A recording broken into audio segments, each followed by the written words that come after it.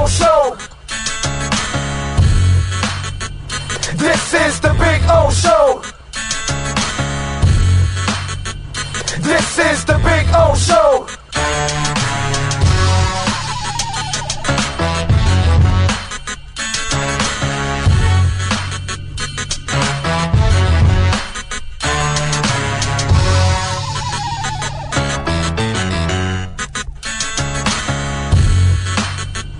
This is the Big O Show.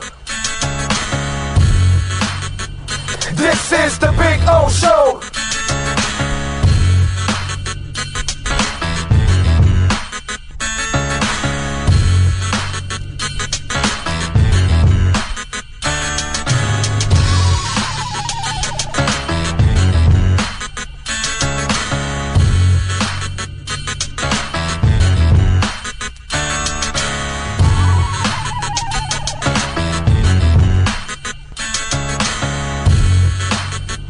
This is the Big O Show. This is the Big O Show. This is the Big O Show.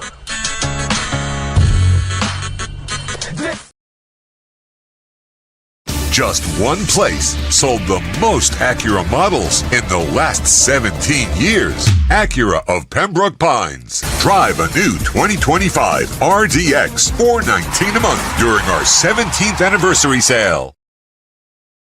When presenting an award to an employee, athlete, executive, or fantasy GM, make sure you call Orvieto's Awards and More. For 35 years, these custom award specialists have been providing plaques, trophies, custom framing, while providing state-of-the-art laser and computerized engraving, UV printing, and glass crystal etching. They do all their engraving and printing in-house for quality control. Call Charles at 305-949-8098 or visit them at orvietosawards.com. Orvieto's Awards and More, where recognition is rewarding.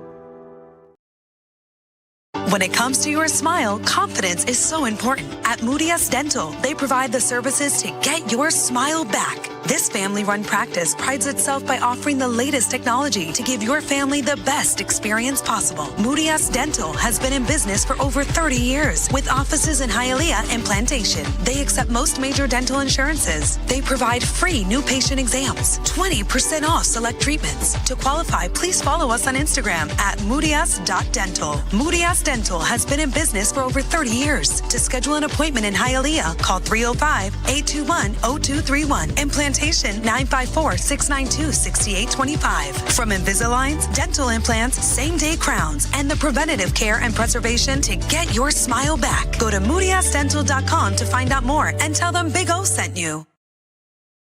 Just one place sold the most Acura models in the last 17 years. Acura of Pembroke Pines. Take $10,000 off a 2025 Acura MDX during our 17th anniversary sale. For over 16 years, EJDconstruction.com has provided South Florida residents quality craftsmanship, accurate project management, and exceptional service. That's why EJDconstruction.com is an A-rated member of Angie's List and the Better Business Bureau. When you're looking for the right custom home builder for additions or home remodeling, please call my friend Eric at 305-433-4843. That's 305-433-4843 for EJDconstruction.com.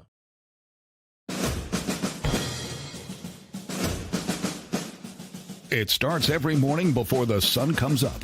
Projects are laid out. Plans are made. Equipment is fueled and loaded with inventory to handle all service requests. Orders are given to an army of skilled landscape maintenance professionals, certified arbor trimmers, irrigation technicians, and licensed pest management experts who fan out to communities and businesses all over South Florida. Experienced, on time, and dependable. Our staff is fully trained, licensed, and insured. Contact us by phone, email, social media, or through our website to answer all your landscape questions. We are Cutter's Edge. Total Landscape Solutions. Friends, Romans, and countrymen, epic deals await you at Toyota of Hollywood. You don't have to battle to get discounts of up to $4,500. Your chariot awaits. A Toyota Corolla, not $24,000, $19,988. Step into our arena where everyone is victorious at the #1 volume Toyota dealer, Toyota of Hollywood, on 441 between Hollywood Boulevard and Sheridan Street. Open till midnight. After 40 years, the Big Cheese Miami is still producing great Italian food. They started in 1984. Since then, they've been winning awards while being voted the best inexpensive Italian restaurant in Miami. Visit them for great food, amazing service. Witness the decades of Cane's memories. The walls are like a Miami Hurricanes Hall of Fame. The Big Cheese delivers anything on its menu or party platter menu to your home, office, or even a park for a picnic. Located at 8080 Southwest 67th Avenue, Miami. Call 305-662-6855. TheBigCheeseMiami.com, where they serve large portions at family prices.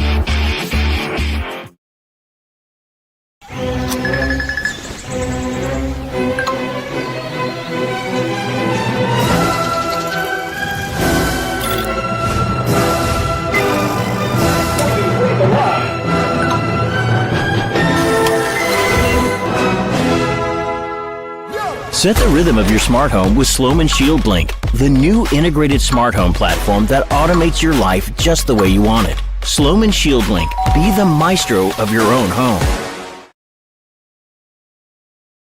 If you're looking to take your home or business to the next level, then RM Contractors can assist you. RM specializes in new residential turnkey, new commercial turnkey, home and office remodeling. Call them for free estimates. Serving all of South Florida, licensed and insured. Call Ray, 305-345-3649. You work hard to create the perfect atmosphere. You dream it, we'll build it. RM Contractors, 305-345-3649. Or Instagram at RMC Fisher Island. Before you buy or lease a Honda, Volkswagen, Hyundai, or any other model, compare Subaru, rated #1 in safety at Subaru of Pembroke Pines. Buy with 0.9% financing, 0 down. Forester with symmetrical all-wheel drive, $259 a month. Crosstrek with symmetrical all-wheel drive, $239 a month. During the Subaru A Lot to Love event at Subaru of Pembroke Pines, South Florida's #1 volume Subaru retailer.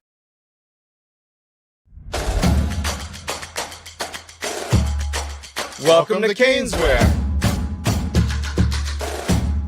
New store, new items, same great experience. Family owned and operated since 2010, Caneswear has the latest merchandise from the Miami Hurricanes, Miami Dolphins, Florida Panthers, Inter Miami CF, and more. Come visit us at our store in Davie on University Drive, just south of 595, or online at caneswear.com. Caneswear, the spot Miami fans shop. Hi, this is Jeff Welt from Welton Rayom. Dan and I have been in business together for over 22 years. We're not your typical lawyers. When Dan's not working in the office, he's flying his stunt plane. When I'm not in the office, I'm either getting tattooed, bowling, riding a motorcycle, or going to concerts. We might not be your typical attorneys, but we are aggressive attorneys, and we'll do whatever it takes to get you what you deserve. Consultations are always free. Call us anytime, 24/7. Welton Rayom can help.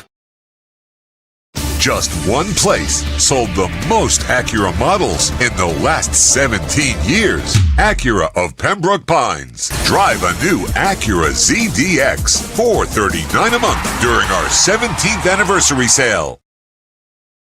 The viewpoint statements or beliefs expressed on the following program by the host, guests, or callers are not necessarily the opinions of FantasyAccess.com, Media Group Inc. ownership, management, sponsors, or website.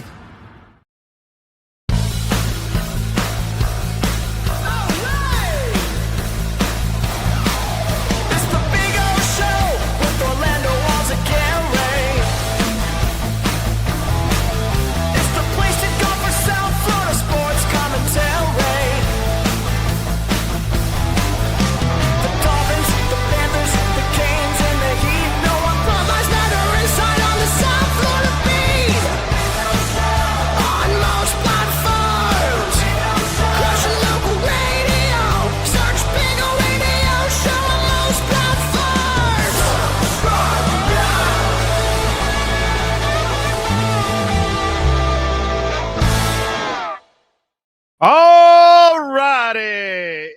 is a Friday. Yes, sir. And one of the few weekends we get off in a football season, Sean Stanley. So this Friday adds a little oomph. Just get to hang out with the wife all weekend and the doggies, and it's a beautiful thing. Life is good. And we'll watch some sports.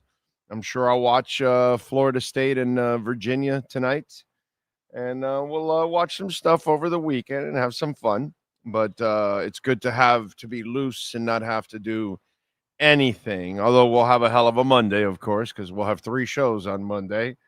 We'll do our morning show, and then we'll do our pre and post for the Dolphins and the Jets on Monday, where the Dolphins are favored by 2.5. Yesterday, we gave you a winner again. We told you take Seattle -1.5. And I took Seattle -1.5. And then during the live, I ended up getting Seattle. I doubled my bet because I got Seattle +1.5. Dude, it got to +2.5, and I just flinched and I didn't get it because I was going to add even more to it. Because I felt good about Seattle yesterday. I told you guys yesterday on the show that I like Seattle laying the 1.5 in that game. And it ended up becoming a game, by the way, which I didn't expect it to be a game when it was all said and done.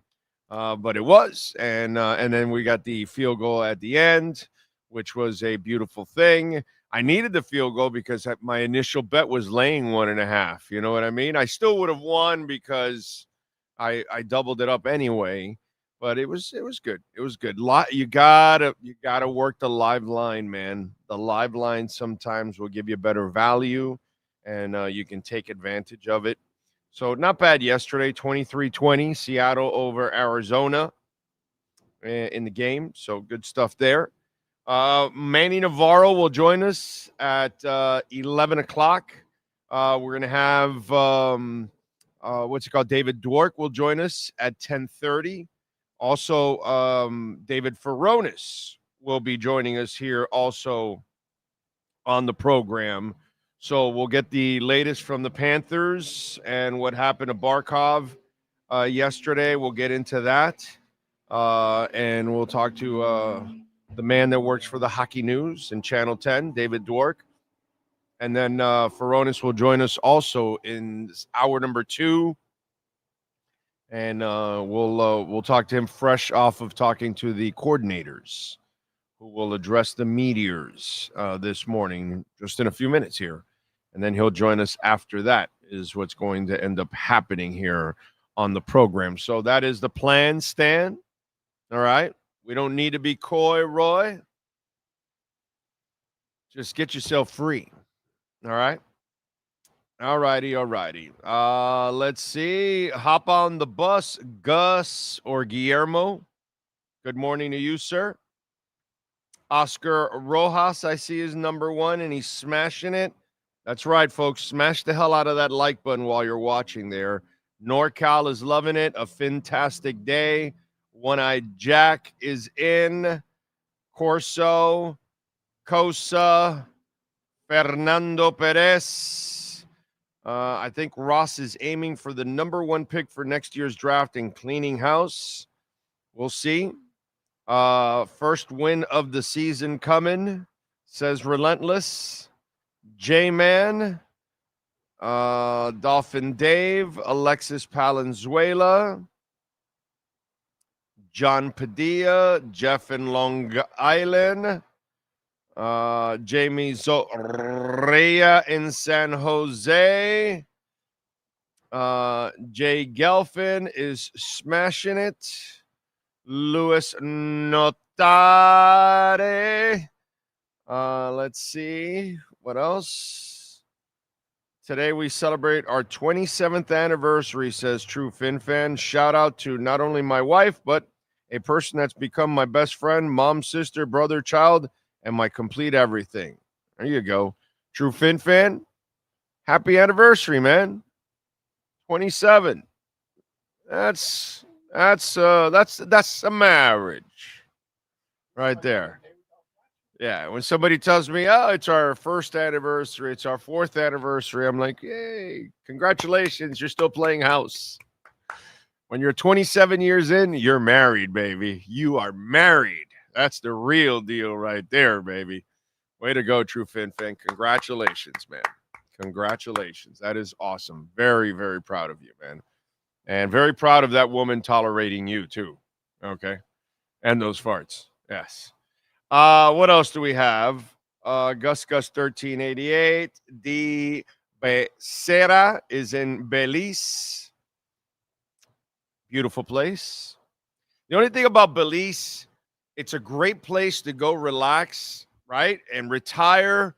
But when it comes to nightlife, yeah, Belize is still a ways away from that. That's the only thing. You can go live and retire in Belize.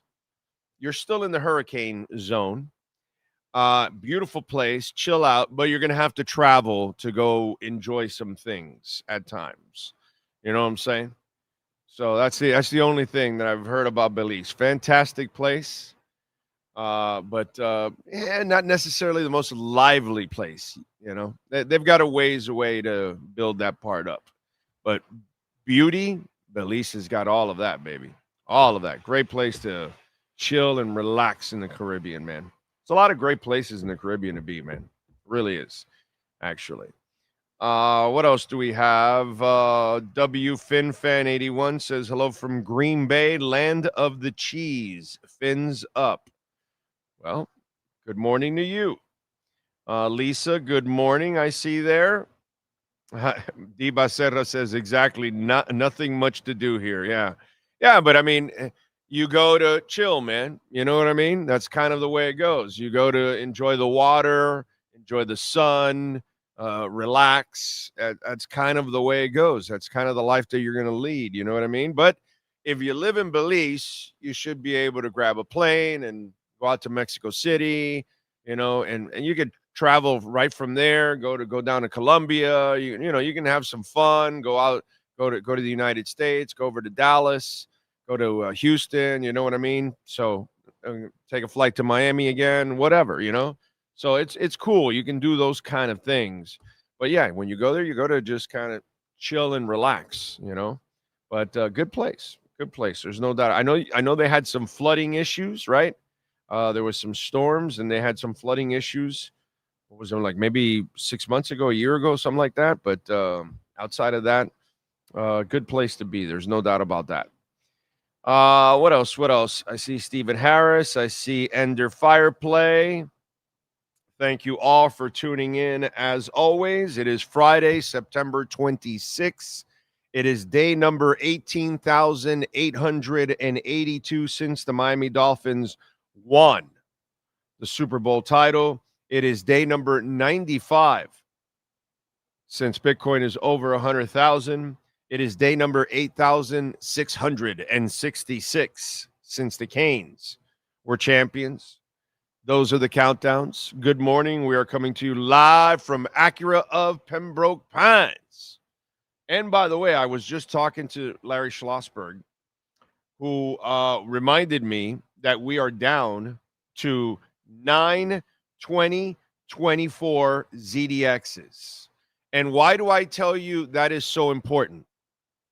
Well, I tell you that's so important because you can get $459 a month, 0% financing for 72 months, and $7,500 off. The orangutan is pulling that. It ends this month. It ends in 5 days. You got 5 days. So they've got 9 of them left here.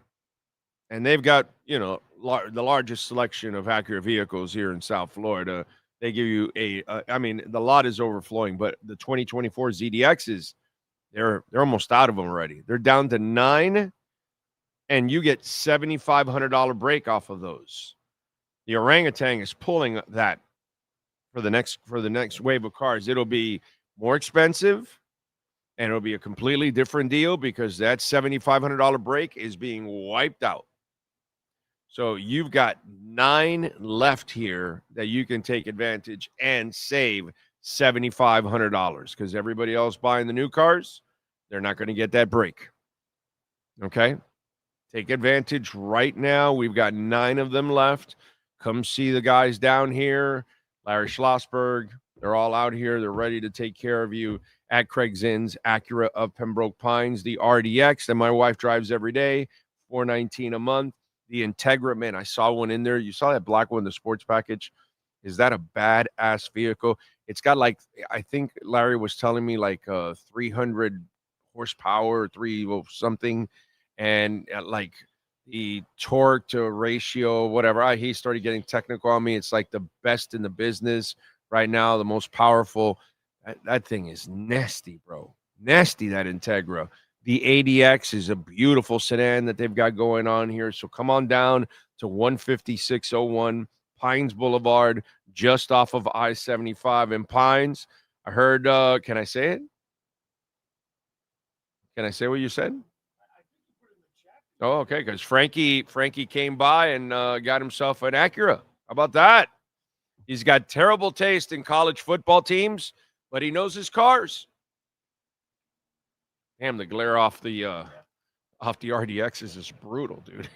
Brutal, bro. Brutal. Anyway, so I need the sun to shift a little bit there so I can get less glare.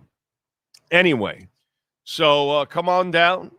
We are out here having some fun. We'll talk to Manny. We'll talk to David Feronis and David Dwork here on the program. We'll cover all of the things. We'll talk a little Canes. We'll talk. We'll get a little preview, I guess. We'll get his thoughts on FSU and Virginia and recruiting and everything going on in the Big Cheese Report. David Feronis. We'll talk Dolphins, getting ready for the Jets, a little TUA. David Dwork, we'll get the latest on the Barkov situation, so we'll get you covered with everything. You know, TUA yesterday was held his press conference, and I think most of you have heard the press conference. I don't need to play the sound bites.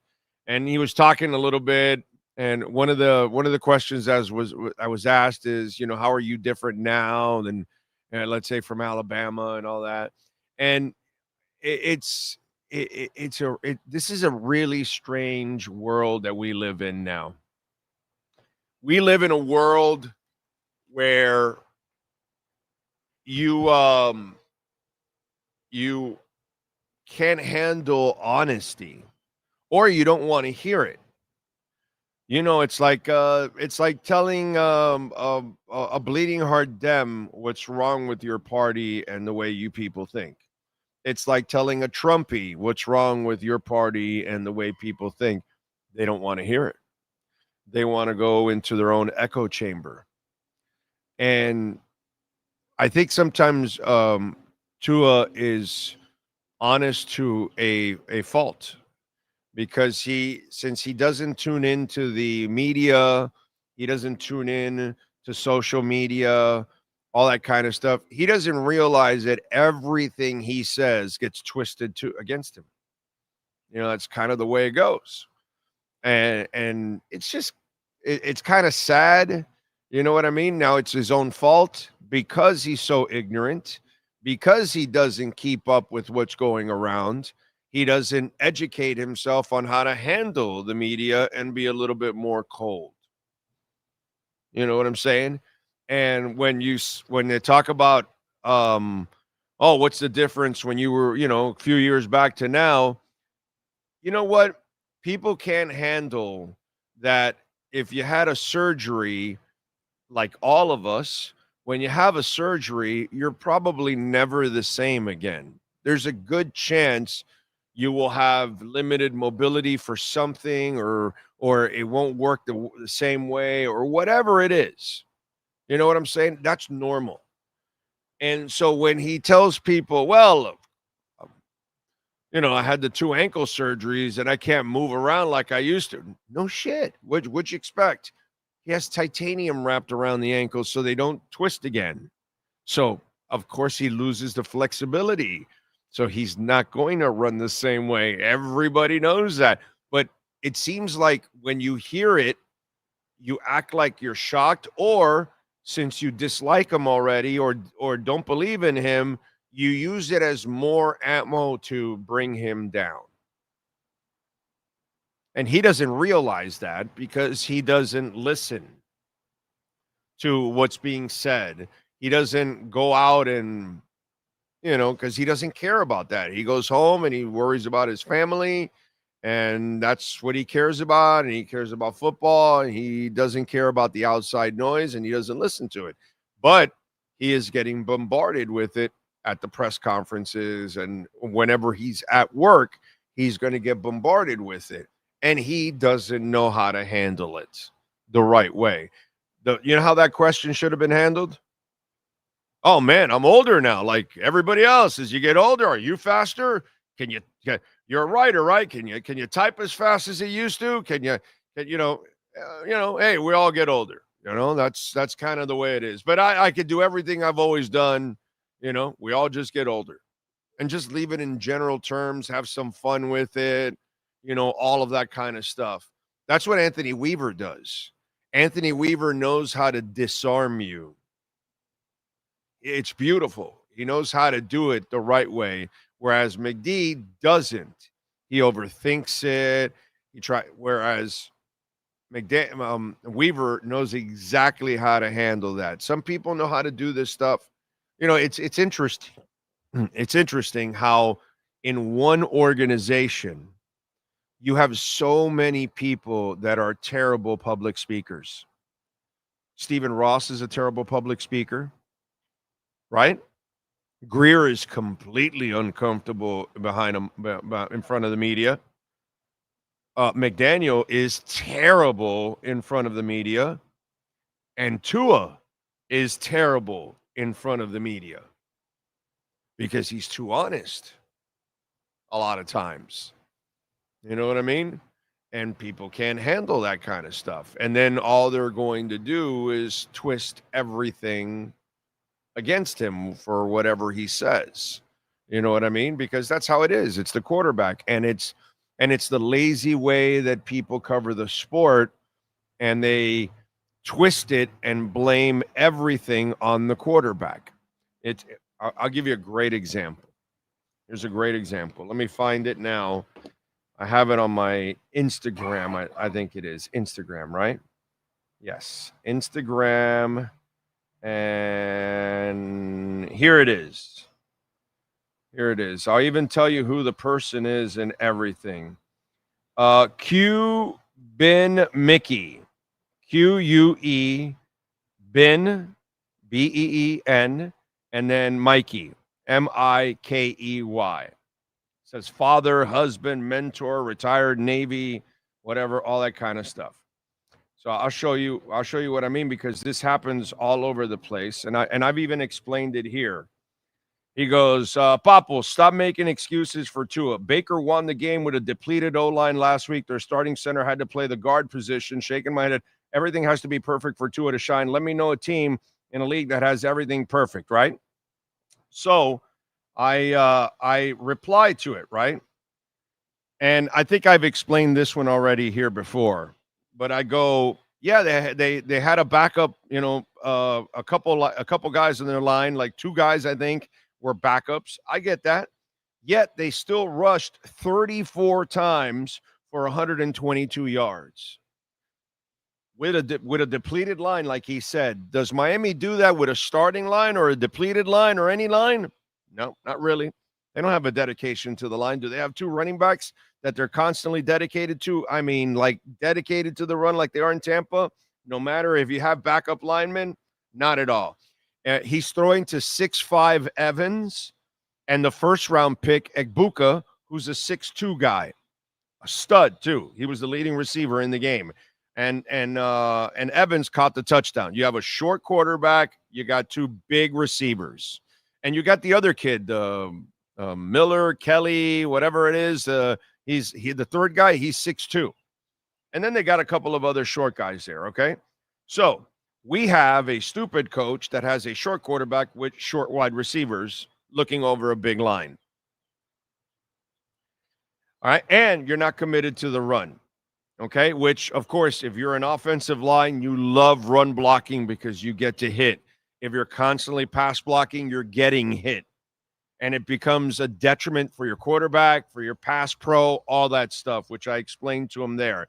Plus, Bucky Irving, who's also a stud, the running back, caught 4 balls. And then I told them, Papo, you don't know Dick. Since, he started with the Papo, stop making excuses, I wanted to make sure I come back with the same smart-ass remarks. Has he had a response? He can't. You know why? Because all he did was talk in generalities and didn't actually talk about the game itself and how it was coached and how it's managed. And that's why players fail. And that's why a Baker Mayfield never looked like this in Cleveland. Well, it was mismanaged. And Baker was saying all kinds of crazy shit then, too. In fact, Duke Johnson, he even commented on Duke Johnson's contract. Anybody remember that? When players never comment on other people's contracts, Baker Mayfield did that in Cleveland. Duke Johnson's dad was pissed off at Baker, all that. Go ahead and go look at it. Look, man, it's really easy to pick at whatever situation you want, but at least use an educated mind with it and find out why someone succeeds and why someone fails. Has Tua been good this year? No, he's missed a couple of throws that he definitely should make, but that happens to a lot of QBs where they go into a funk. And when your situation is not a good situation and everything's on you when you're not that kind of quarterback anyway, you've got to be like Baker and like Breeze and like Greasy. You've got to be the guy that facilitates but not carries, because that's not who you are. Bob Greasy could not carry jack shit. If you put Bob Greasy in Marino's offense in the 80s, he dies. He looks terrible because that's not what he can do. Bob Greasy cannot stand back there and throw the ball 50 times with no threat of a running game. Neither can Tua. It's not his game. That's not what you want to put them in. Could they once in a while have a successful outing? Sure they can. But is it something that they're going to have success with continually? Of course not. But the problem is education here. Not enough people understand, including the Miami Dolphins. If you drafted the kid, you got to understand how to succeed with him. In Alabama, they knew how to succeed with him. Here in Miami, you have a head coach that doesn't know how to succeed with him, unfortunately. Just doesn't. And Brock Purdy, when you take away his weapons, he's not going to look the same in San Francisco. But when his line is blocking and he's got guys that can actually make some plays, he can facilitate perfectly, but he's not going to carry you because that's not who he is. And very few quarterbacks in the history of mankind, in fact, no quarterback has carried anybody to a title because it's a team game. But that's kind of, honesty is not good in this world. It's let me twist it and let me spin it so it fits my narrative, because that's, like that guy, Mickey. He says, oh, Baker Mayfield, but he doesn't talk about the reason why Baker Mayfield is given a chance to succeed, because they built the offense the right way around him. They use the tight ends. Their heavy usage in the running game. Their receivers are tall. Give them range because you got a short quarterback. All of these things are balanced the right way. In our team, you don't run, you can't block, and you don't have big receivers. And he refuses to incorporate big receivers. He also refuses to dedicate himself to the run. So Tua will be a failure here because you don't do what you properly need to do when you have this kind of a quarterback. You can't run a Josh Allen offense or a Lamar Jackson offense with Tua Tagovailoa. You can't run a Dan Marino offense with Tua Tagovailoa. You got to run a Drew Brees offense, a Bob Greasy offense, an Alabama offense. That's what you've got to run, a Tampa Bay Bucks offense, a Seattle Seahawks offense. Did they stop running yesterday? Did the Seahawks stop running? No, They kept giving the ball to the guy, no matter what, and he would get 4 or 5 super tough yards. Do we do that? No. But if you want to have a guy like Sam Darnold last night, you better run the ball, dude. You better bring balance. You better block. They're not going to carry you. They're going to facilitate. They can throw the ball. They cannot carry you. That's not who they are. So, unfortunately, honesty is not a good thing in this world because everybody's got some kind of an agenda. And the Dolphins failed to compliment Marino, and they're failing to do the same thing here with Tua Tagovailoa, and so they're set for failure. And that's just the facts. Hey, so many of you, did you want to listen to me in the offseason when I told you this was going to be a bad team? No. They didn't want to listen to me, right? Nobody wants to hear the truth. A bunch of you weak-ass Dolphin fans, oh, wow, he's negative. No, dude, I'm being brutally honest. It's not going to be a good season. It's just the kind of the way it is. You don't want to hear the truth. Hey, Tyreek will not get traded. You don't want to hear the truth. Media, fans, whatever, you'll go on your own agenda. That's just kind of the way it is in this world. People don't want to hear the truth. Okay? They drafted the kid, and they have failed to build the team around him the way you're supposed to. That's it. That's the bottom line. And, when we had Greasy, they built it the right way. And then when Shula had Marino, he tried, but he could not find the complementary pieces that he could with Marino. And he got lazy. And in the end, he didn't really dedicate himself to the run to all hell to make sure that it worked. And it probably would have helped Marino win a title. Maybe it would have made some of the defenses a little better. But unfortunately, if you don't commit, man, you're not going to get it done. It is what it is. Corso, thank you for the love on the super chat. I finally figured it out, Grief tariffed the roster to get ahead of Trump's tariffs. He's playing 4D chess. I like that. Saving that money.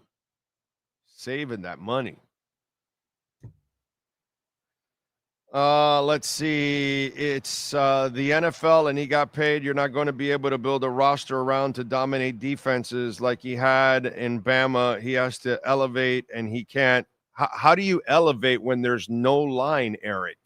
How do you elevate when your coach doesn't commit to the running game? I don't understand that. How do you elevate? If you can't block, how do you elevate? That's stupid. You know what's even dumber? You're the same idiot that then says start Ewers, and you think it's something that's going to happen that's different. And every time he's out, it happens with everybody that comes in, including Fitzpatrick, who a bunch of you fell in love with. He didn't win more games than Tua. So in the end, everybody that sits in there does way worse than he ever does. But somehow or another, some of you idiots think that that's the problem. They put a Ewers in, and somehow that might fix it. Do you know how stupid you sound? Nobody overcomes this. Nobody overcomes a line that cannot block and a team that does not want to run the ball. Nobody overcomes that. And you have no tight ends. Tight end position is zero. Big receivers aren't a factor here. You got 2 midget receivers. By the way, 2 midget receivers that can't even stay on the field. They have to take breathers all the time. I don't even know how you win with this offense. No one wins with this offense. And anybody that thinks so, you're dumb. You're dumb if you think the next quarterback, someone's going to overcome a line that does not block and a coach that does not run. It's just stupid, man. It's all it is. So, what do we got? Oh, Dwork's there? All right, let's do it.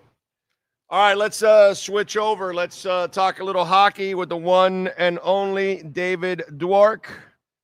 Where is he? Is he there? There he is. How you doing, my brother? How you feeling? I was feeling better before I chimed in or locked in early here and heard your Dolphins comments, making me very, very depressed when I realized the reality of my football team and the dire straits that they continue to find themselves in. But other than that, I'm great. You don't block, you don't run. You won't win in this league, dude. You know what I mean? Everybody, I love the Baker Mayfield comparison. And it's like, well, you didn't mention that this past week they ran the ball 34 times for 122 yards. And that he has a 6'5" receiver in Mike Evans and a 6'2" receiver. It's a first-round pick. And Godwin's coming back. Now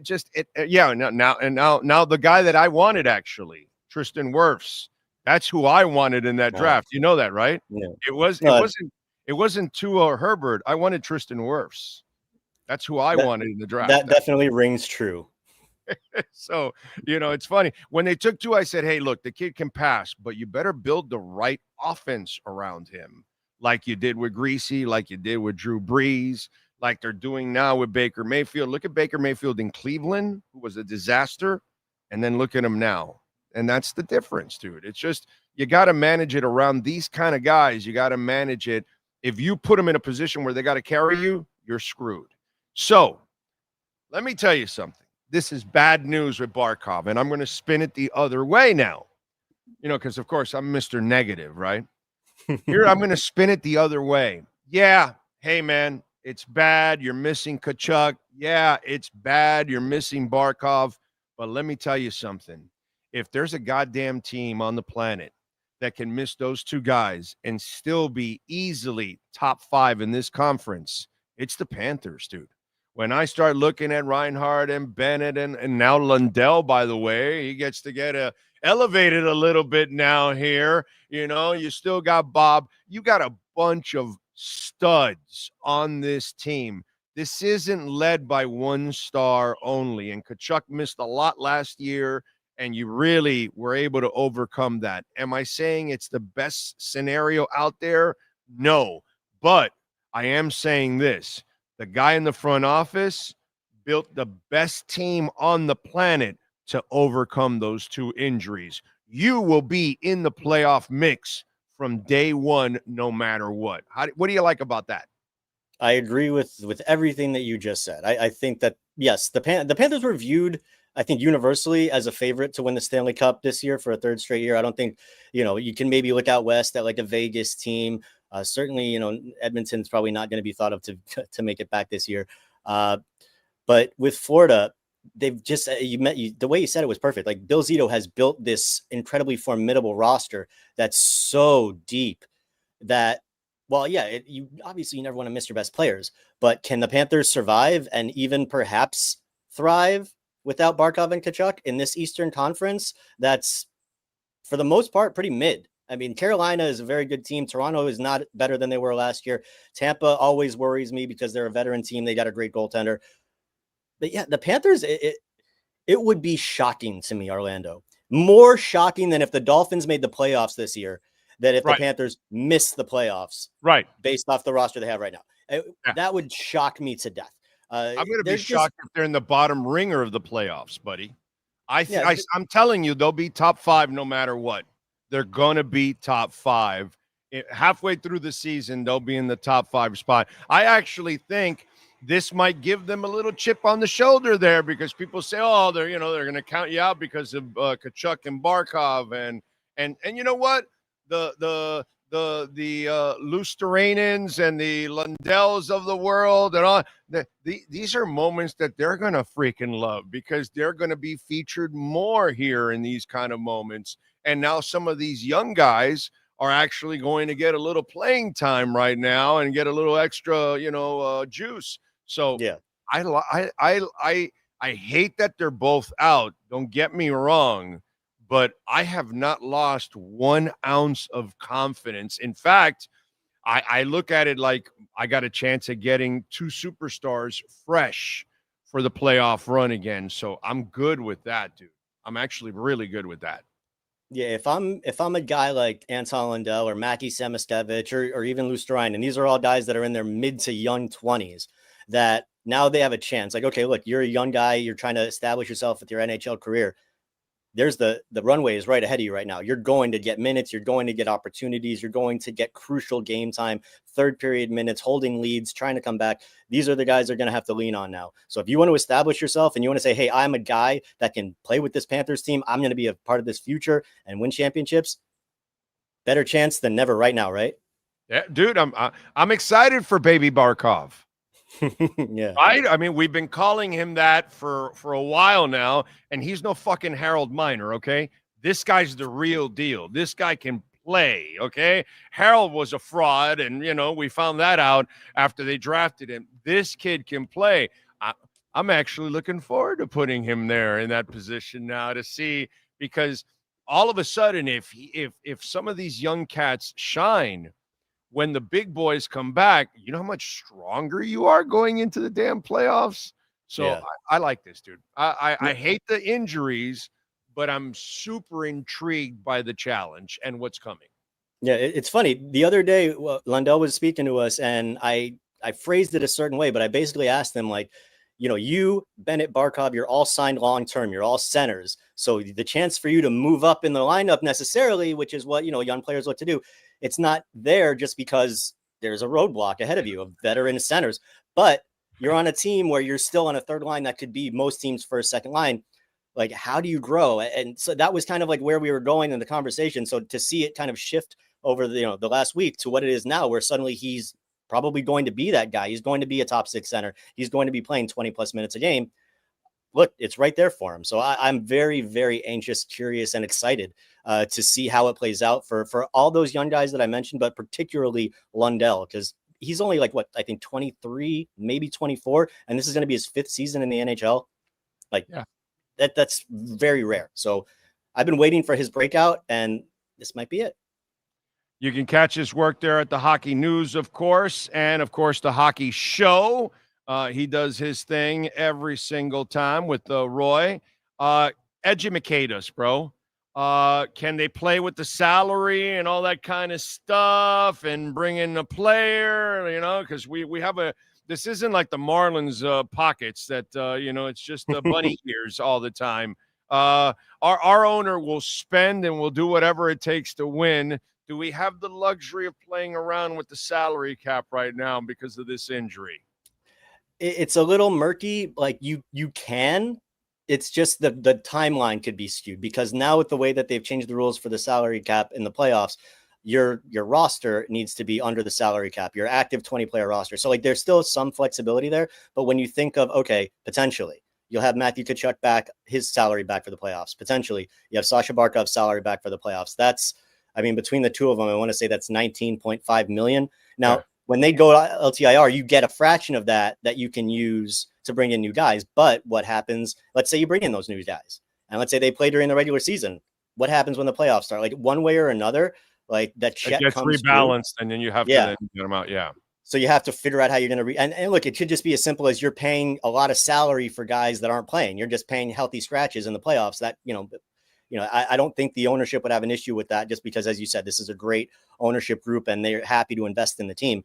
But it's there's going to be some juggling that's going to have to be done by Bill Zito, assuming he wants to add, whether it's a little something, whether it's another forward, a middle, bottom six guy. I don't know how he'd want to handle it if Barkov is in fact out long term.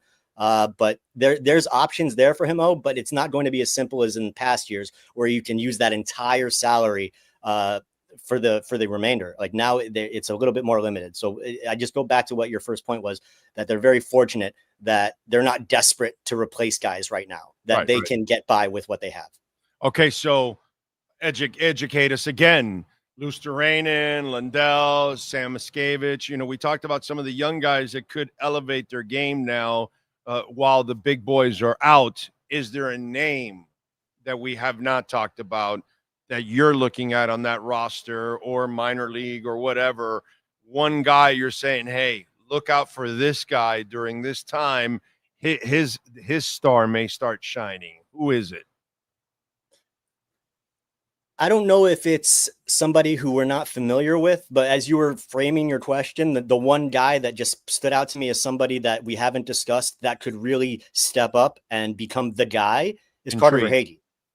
Carter Verhaeghe had a bit of a down year last year. That's true. His shooting percentage was cut in half compared to what it had been for his entire time with the Panthers. I think he was scoring at like around a 15% shot success rate. Last year, it dropped to 8.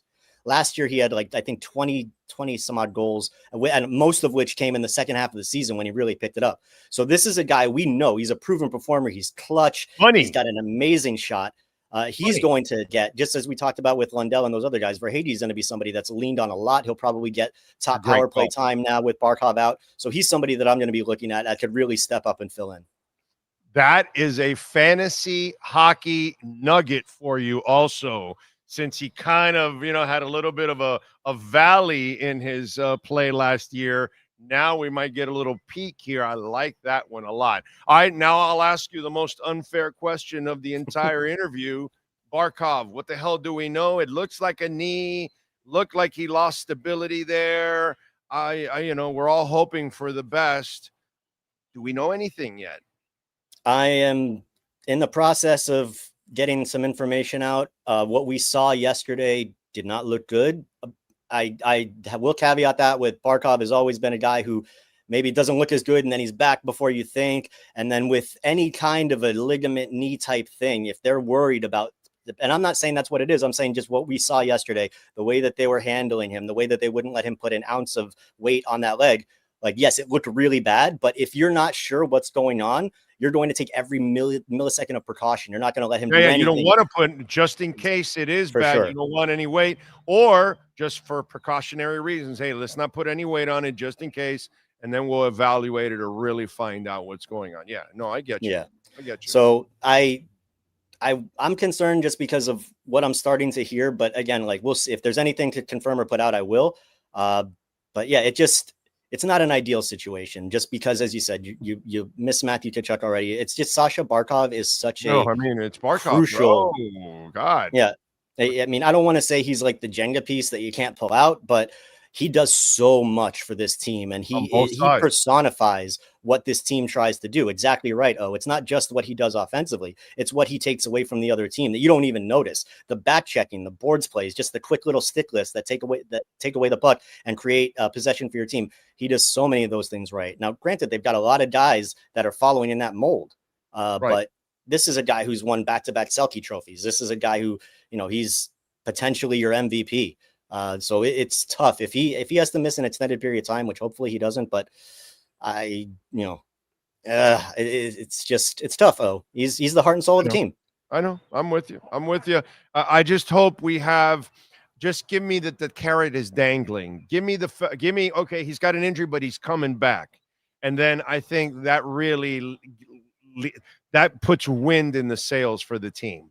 All right, guys, let's go. We can fight through. And we'll get our captain back. And I think that's all I want to hear, dude. That's all I want. I don't want to hear that he's gone for 26, 27. If I hear that he's coming back, I'll be just happy with that. And there's no hurry, actually. That's the other thing about this. Certainly not. There is no hurry. So, take it easy. Yeah. All right, what are you working on the hockey show and on the hockey news? We're getting ready to record the hockey show here in a little while. That's why I've got this green screen behind me. Today, we're going to have Jess Blaylock from the Florida Panthers broadcast on. We'll talk a little bit of hockey, a little bit of pop culture. It'll be fun. And the hockey news, I put out a story today. We talk a lot about Paul Maurice and this crazy drill he puts everybody through during training camp where they have to beat the crap out of each other on the boards, and it just goes on and on and on. He was doing it yesterday, and he was just standing at center ice looking around. And I was wondering, what goes through his mind when he's standing there, not talking to anybody, watching his players, beat each other to a pulp. So I asked him. And so that's today's story on the hockey news. There you go. All right, good stuff. Follow him on Twitter at David Dwork. David, as always, thank you, my brother. We will catch up down the line, my friend. Appreciate you. Oh, of course. So it's great to see you, man. Thanks for having me on. You got it, my friend. Thank you. There you go. The amazing David Dwork. Catch his work there at the Hockey News. Also, of course, the Hockey Show. Channel 10 too, right? I think so, right? I mean, isn't it like his video that was all over the place? Right? Wasn't it Dwork's video? right? Or something like. Yeah, he still does it. Yeah. Web journalist, WPLG. Yes, I just looked at it on his Twitter. It was his video that was all over the place because of the injury. He caught it. So, yeah. Anyway. Yeah, so good stuff there from David. And again, it sucks, dude, losing Barkov. I'm super excited about the Panthers still. They're so loaded. This is not one of those teams that, oh, my God, they lost a star and, oh, it's all over and all. This is not a team that wants you to cry for them. This is not a team that wants you to feel sorry for them. They got bad mofos on this team. And by the way, his point on Carter Verhaeghe, I was thinking of maybe a young guy I didn't think of, but he brought in a veteran name that kind of took a backseat to all the guys last year in a way too, and then kind of got put in the forefront in the second half of the season a little bit more. He's right. Verhaeghe's one of those guys we kind of overlook, and he might be the guy that surprises us and comes back and has a monster season. I like that. I like that one. That's a good one right there. Let's see. What else do we have? Nico talking to somebody else. Sharon, okay. Brett, too much to blame to go around. Yes. What else? Don't see anything good. What else? Okay. Yeah. Anthony Weaver was asked about let me try to find out what the question actually was. I'm going off of Barry Jackson put out. I'll just read what he wrote. Dolphins DC Weaver doesn't answer directly when asked if he ever expressed concern to Greer in April, May, June, July that they don't have enough talent on this defense he was given. He said and then Joe Shad went into deeper, because on Barry Jackson's tweet, he just said, my job is to cook the dinner. What Joe Shad put onto it was, my job is to cook the dinner with whatever ingredients are bought. Right. Which is what we've been saying. Yeah. And he went to say they have enough to be a better defense than what they played. His coach talk. Why doesn't anybody want to hear the truth? Why? See, the media that is covering them right now is acting like they're shocked that there was no talent on the team when that's your fault. What was Joe Shad's prediction for the season? Can somebody find Joe Shad's prediction? Did he pick him to go to the playoffs? That's your fault, dude. So now you're questioning that they don't have talent, but you picked them to go to the playoffs. And I know Joe Shad's prediction will be like, well, perhaps if they run the ball and if they do well, they're going to win 10 games and they could go to the playoffs. But of course, if they don't and they don't come in, they have injuries, well, it could be a rough season. You know, maybe that's the kind of prediction that there is no prediction. It's just playing both sides like some people do. But what was the prediction? That's what I want to know. Because, you know, I heard a lot of people talking playoffs, and I'm like, what the hell are you people talking about? Because I look at a team that they basically are tanking. But they know they're not going to tell you that because they can't tell you that. But I can tell you that because that's what I saw from the get-go. Like, there's no way you're competing with this team. And a lot of you did not want to hear that. So I'm dying to hear what was Joe Shad's prediction for the season. That's what I want to know. Please tell me what was Joe Shad's prediction for the season. Oh, shocker. So on the 7th of September, yes, he puts, which is, what is that? Let's see. 19 days ago. Yeah, let's see. Let me hear that. Young team. Yes. Salary cap reset. Yes. Culture change. Yes. Injuries, misfortune. Yes. There won't be excuses accepted for the Miami Dolphins in 2025. Must post winning record, probably must make playoffs, ideally win a playoff game. No more time for excuses. But you just said it was a reset. You just said the roster. But what? I'm sorry. I love how no hay cojones, bro. Nobody just has an opinion.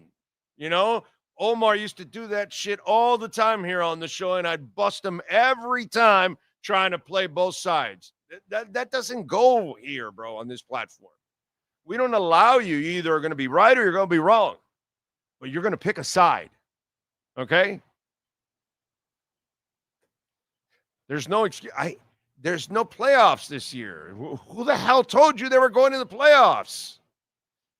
I know they have to say that because that's what they have to say publicly, but I told you they can say whatever the hell they want to say publicly.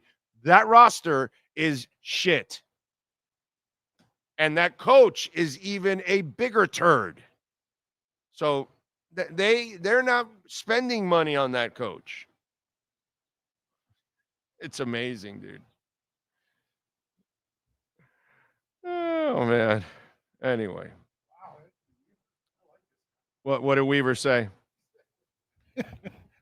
Again, they don't put down what the actual question was. They just do his response. At some point, you have to change the math through violence. At some point, you have to kick that guy's ass. That's it. That's it. I like it. Telling you, he should be the coach for now. See if he's got something. I know the other guy has got nothing whatsoever. The guy you currently have. By the way, remember you can make a donation to the show, Cash App or Venmo at Cash Big O Show. That is Cash Big O Show, Cash App or Venmo, and you can make a Bitcoin, Ethereum, Chainlink, or Solana donation. Sweet Baby Ray, thank you, sir. He says for any Lowry sightings today. Did he come earlier? Lowry came earlier? He came earlier. You got to remember, he's got to get ready for his Amazon Prime NBA analyst job now. Okay. So he's got to do this early. He's got to be there studying, getting ready for the NBA season. So he came by earlier, unfortunately, before the show. He's got things to do now. He's got things to do. Thank you, Sweet Baby Ray. Appreciate you, my brother. Thank you, as always. Let's see. What else do we have here? Frankie, Super Chat. Thank you, sir, for the love on the Super Chat. He says, the people of Acura Pembroke Pines are good people. I bought my car there last week. Sales rep Andrea was very helpful. I don't know if it's Andrea or Andrea. I got to ask her.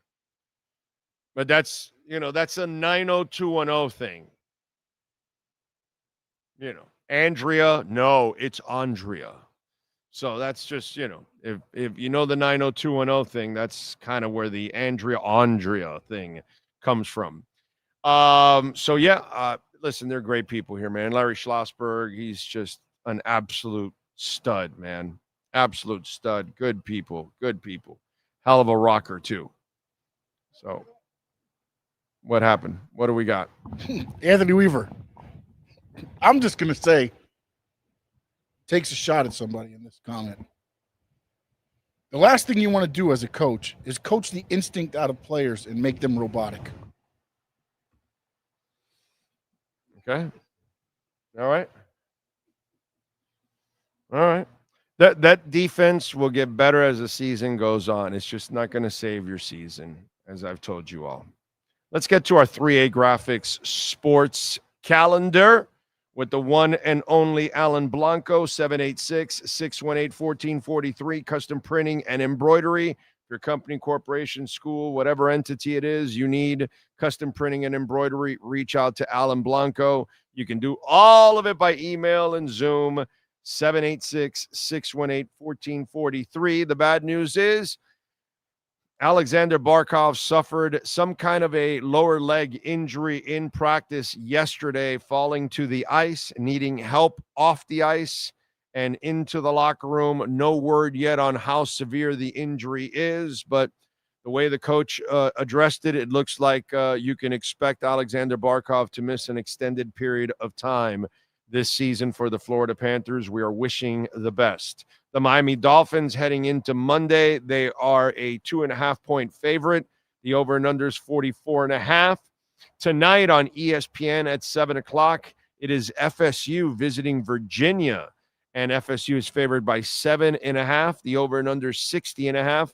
FSU minus 300 on the money line. Virginia plus 225. Last night in Thursday Night Football, Seattle edged Arizona with a time-expiring field goal from 52 yards to make it a 23-20 win for the Seahawks. And we gave you the winner, too, to take the Seahawks minus 1.5 last night. Saturday, tomorrow, 3:30, the Fort Lauderdale United, the only unbeaten professional team in South Florida, visits the Brooklyn FC. You can catch it on Peacock.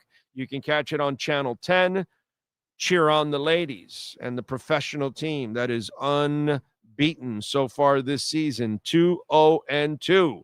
By the way, speaking of Brooklyn, we will be broadcasting November 1st there at Beyond Bankcard Field as they take on the same Brooklyn FC on November 1st. Come on by and say hi. Tonight also at 7 o'clock, more soccer as Miami FC is visiting NCFC. That is, one more thing. Inter Miami midfielder Sergio Busquets will call it a career. He will retire after this Inter Miami season. That is your 3A Graphics sports calendar. All right. What else do we have talking about here on the program?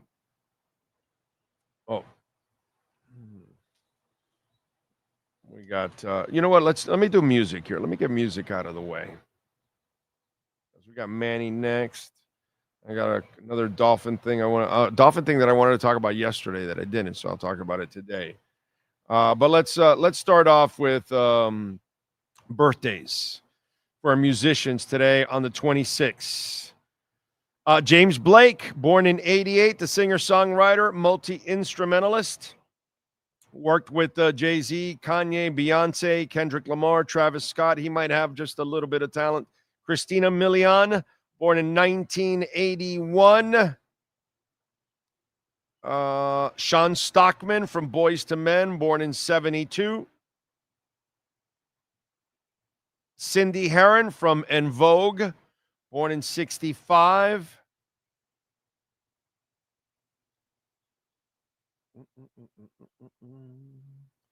Who else? Cesar Rojas from Los Lobos, born in 54.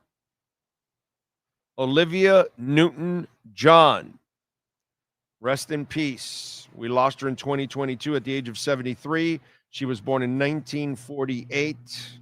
Happy birthday, Olivia. A one and only. Brian Ferry, Roxy Music, solo stuff. Boys and Girls, one of the best albums out there that you can just crank up, man. Get your favorite someone and have a little fun with Boys and Girls from Brian Ferry. What an album that is. That will get you in the mood. If that doesn't get you in the mood, nothing gets you in the mood. Born in 1945. Let's see, who else? And that is it for musicians. Let's go with other famous people born on this date. If I don't give you the age, that means they are no longer with us, unfortunately. Pope Paul VI, born in 1897. Musician George Gershwin, born in 1898. South African activist Winnie Mandela, born in 1936. Film producer Jerry Weintraub, born in 1937.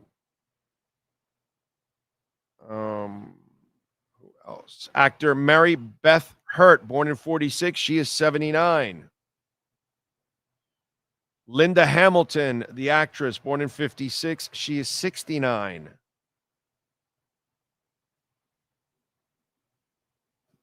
Serena Williams, she was showing off her abs now. Born in 81. She's 44. She's lost a lot of weight, dude. Got to give her props because I thought like most of us, go the other way. And she looks fantastic. Good for her, dude. It's really tough to do.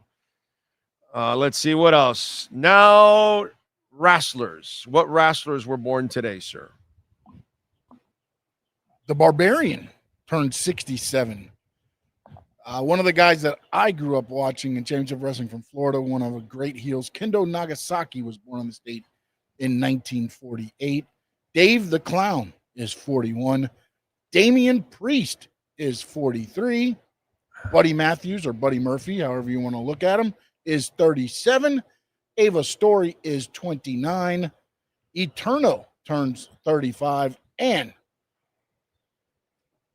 Asuka turns 44 today. All right. Here we go.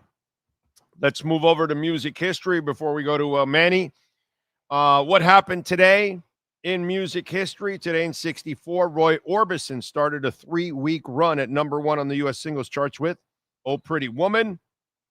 The Rocky Horror Picture Show in 1975 had its U.S. premiere in Westwood, California. The UK premiere preceded it, occurring on August 14th, featuring a young Meatloaf along with Tim Curry, Susan Sarandon. The movie tanked, but later became a cult classic, with audience members shouting back at the screen, bringing toast, toilet paper, and other assorted items to enhance the viewing experience. When I was a kid, late 70s, we would go to the Rocky Horror Picture Show and stand in line at the Coconut Grove theater, playhouse, whatever it was, right there on 32nd Avenue and the main highway.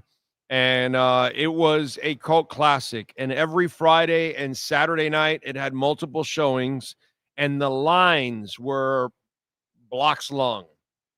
Okay? And the people were dressed. I never went dressed, but I did take stuff like rice and toast and all that kind of stuff to participate.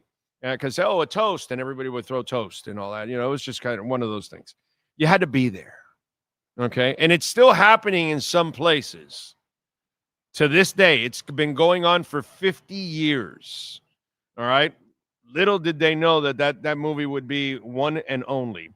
In 79, on this date, U2 made their recorded debut with a 3-song EP featuring songs Out of Control, Story for Boys, and Boy and Girl.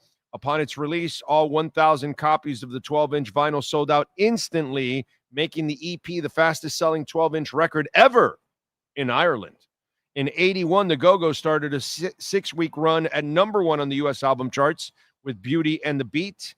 In 83, also, Motley Crue released their second studio album, Shout, Shout, Shout at the Devil.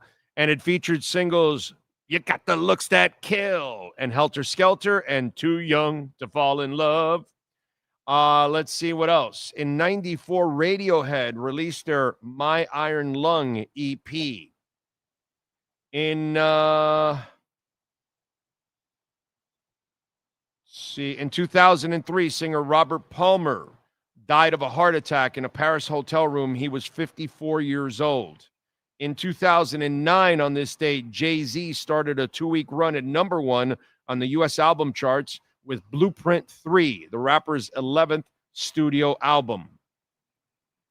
And let me see if there's any other birthdays that I did not mention in the other list that are on this list, because sometimes that happens. No. All right, that is it. What happened today in music history? We got it all. All right, let's do it. Let's start off our number 2 with the one and only Manny Navarro and our BigCheese.com NIL and recruiting report.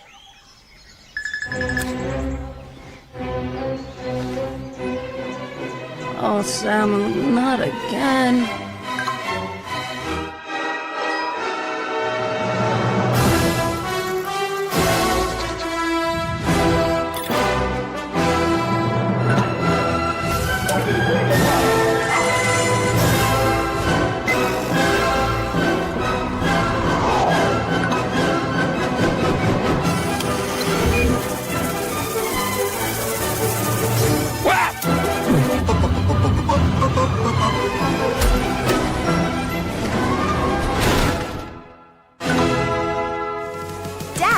Initiating Daddy's back.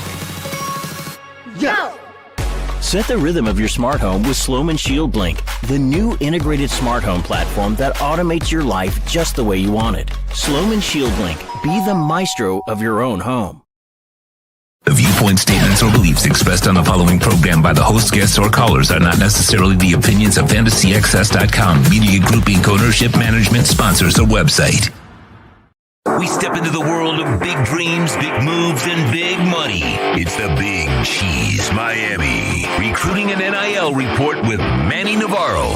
After 40 years, the Big Cheese remains dedicated to serving the finest Italian dinners, pizza, pasta, subs, and salads. All of their pasta is imported from Italy and cooked fresh every day. Visit BigCheeseMiami.com. Now, let's find out who's the Big Cheese the Miami Hurricanes are working on with insider Manny Navarro. All right. How you feeling, my man? You feeling good? Another beautiful day here in South Florida before the rains come later this afternoon. You know how it works, but enjoying the early part of this afternoon. How are you? Good, man. Good. Can't complain. Give us a preview of tonight, bro. FSU favored by 7.5 against Virginia. What are you expecting in this matchup? Obviously, I want FSU to win, so that way the matchup is the best for the Canes. I don't want Virginia to win. That would suck, but that's not to say that can't happen, that Virginia can't win this game. They're actually a solid football team. So what are we expecting? Reality, and then the other one would be the spread. Yeah, look, Virginia has a very, very good offense. They've done a good job sort of fixing things this offseason. Went out and got a quarterback who has been productive over his career. And right now, offensively, they're averaging, I think, over 7 yards a play.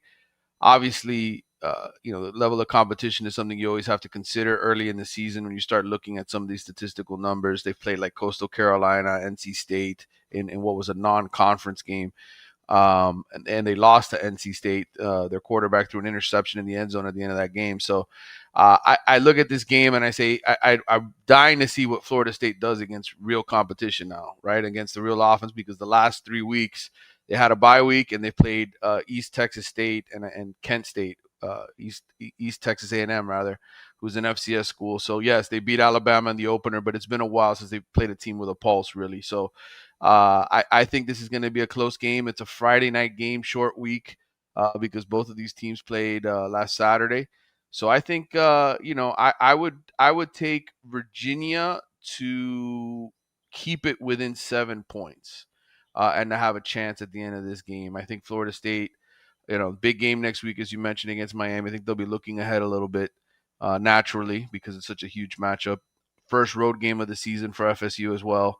So I would take Virginia here if I was a gambler, but I think Florida State will end up winning. I just think it'll be a tight ball game. That's interesting. Yeah, because the 7.5 has me uncomfortable. Yeah, and it's a road game. It's a Friday night. This is gonna make Virginia's season. You know what I mean? Beating Florida State.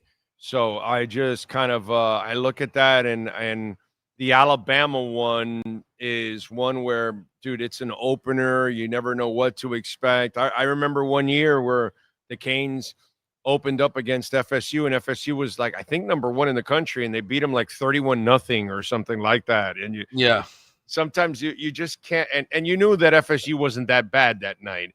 It's just everything. UM was great, but everything went their way that night. I forgot what the score was, but I want to say it was like 31-0 or something.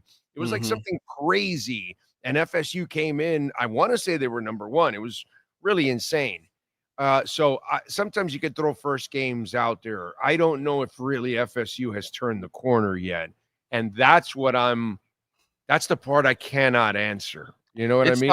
It's tough on a lot of teams right now. Like I honestly, I had a really hard time making my weekly predictions this week because Oregon and Penn State, for instance, who have they played? Right? Like I think Oregon's toughest game was at Northwestern.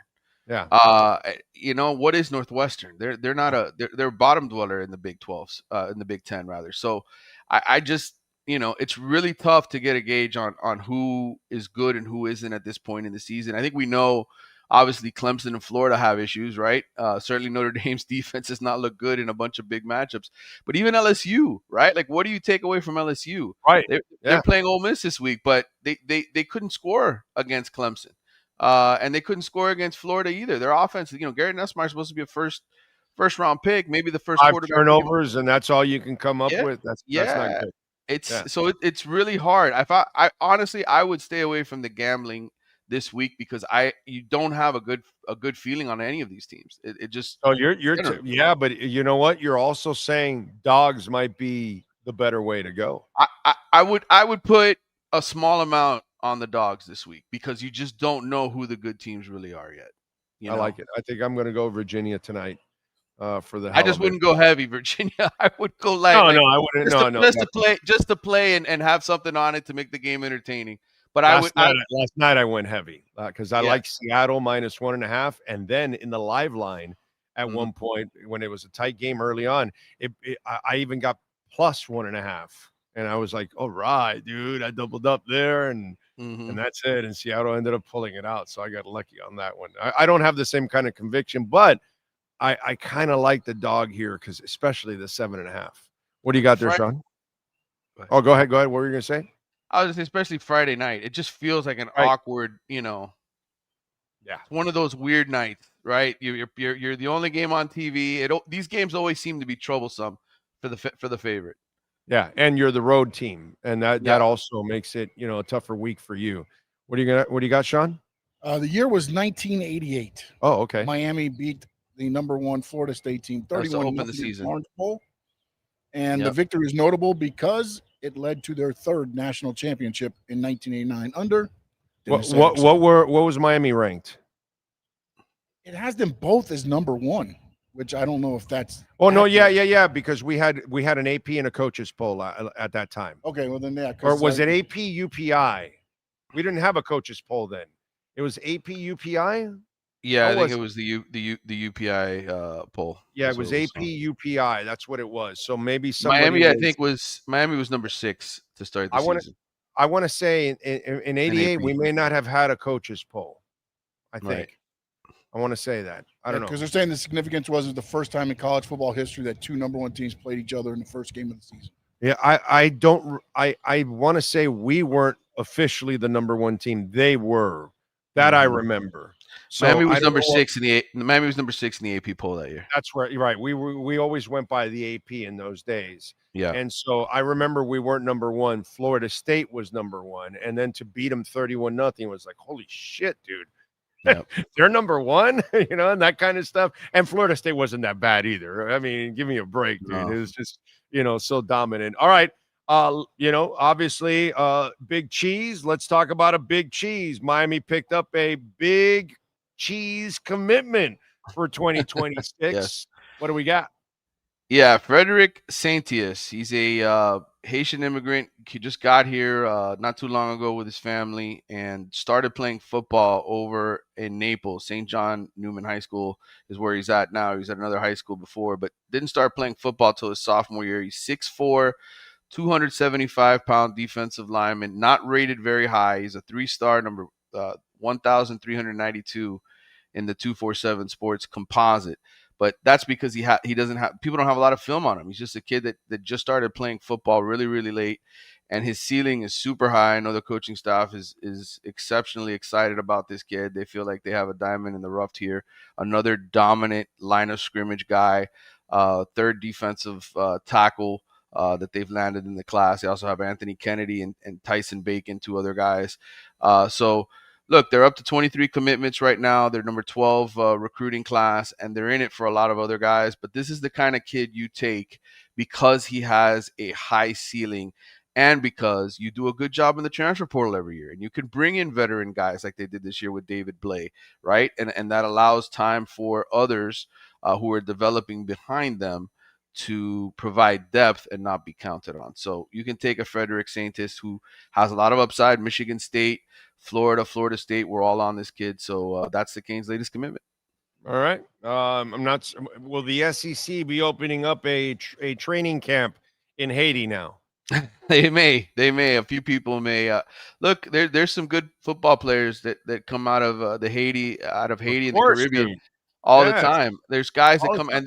and they just start playing football now, right? In high school, it's the first time they've ever played the sport, and the ceiling is super high, and you don't know what you really have in these guys. So you get them on campus, get them in the weight room, get them at your training table, eating the way that they're supposed to eat and train the way they're supposed to. Dude, it's like anything in life, brother. And we all need an opportunity. We all need education. We all need to be just have that door open for us. It doesn't matter what country we live in. Mhm. Everybody's got some kind of skill that somebody could use. You know what I mean? And it's kind of a shame when you see some of these countries that are going through all of this, where you know that there's a lot of people there that are losing out on opportunities that they could grow as human beings, that Mhm. the Lord gave them a gift. What it is, it's up to all of us to figure out what our gift is, and we can go use it and make a living from it. You know what I mean? And you see stuff like that. But we've been seeing Haitian athletes since olden Polonies and stuff. Yeah, So yeah, for sure. we used to call them the Haitian sensation, olden Polonies. Yeah. So that was, it's a shame, but it's great to see that the young man comes over like a Cater Kohu, who won a lottery to get the hell out of the country so he Mhm. can come live his life here and a dream and stuff like that, man. And it's like that story. There's so many all over the world, man. So Yep. many.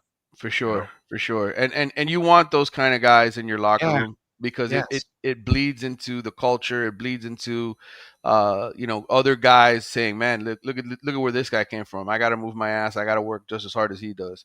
And so that's you're building a culture in that locker room, and that's what Mario's done a good job of here in the All last right. few years. Well, Mario and the coaches are probably working their asses off hitting the road right now. Yes, yes. Recruiting some guys, trying to flip guys. What do we got going on? What do we hear? Yeah, all over the map. Shannon Dawson, of course, this is a bye week for Miami, so this is a perfect opportunity for all of these coaches to get out on the road, visit guys.